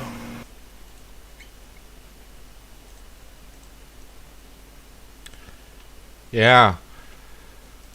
Yeah, and normally, like, normal people won't even really notice it at first, like when you have like a bad score. But like, yeah, the loan thing, you will be denied for weird reason. But also, like, your children will get like priority access to like a university if you have a better score and such things. Yeah. Oh, they really thought it all out. Yeah, everything. Especially if you're unvaccinated, we will all be put on like the lowest on the list, like we're on the shit list forever. The shit list, yeah. Yeah. All right, and with that shit list, let's end the show. Okay. The PSA. Make sure you spay and neuter all your politicians. You forgot the lobbyist. You forgot the lobbyist royalty. Bankers and military contractors. And military contractors, my friend. And I don't appreciate that. Lobbyists are constitutionally guaranteed. No, they're not. Fuck them. Right to access your government.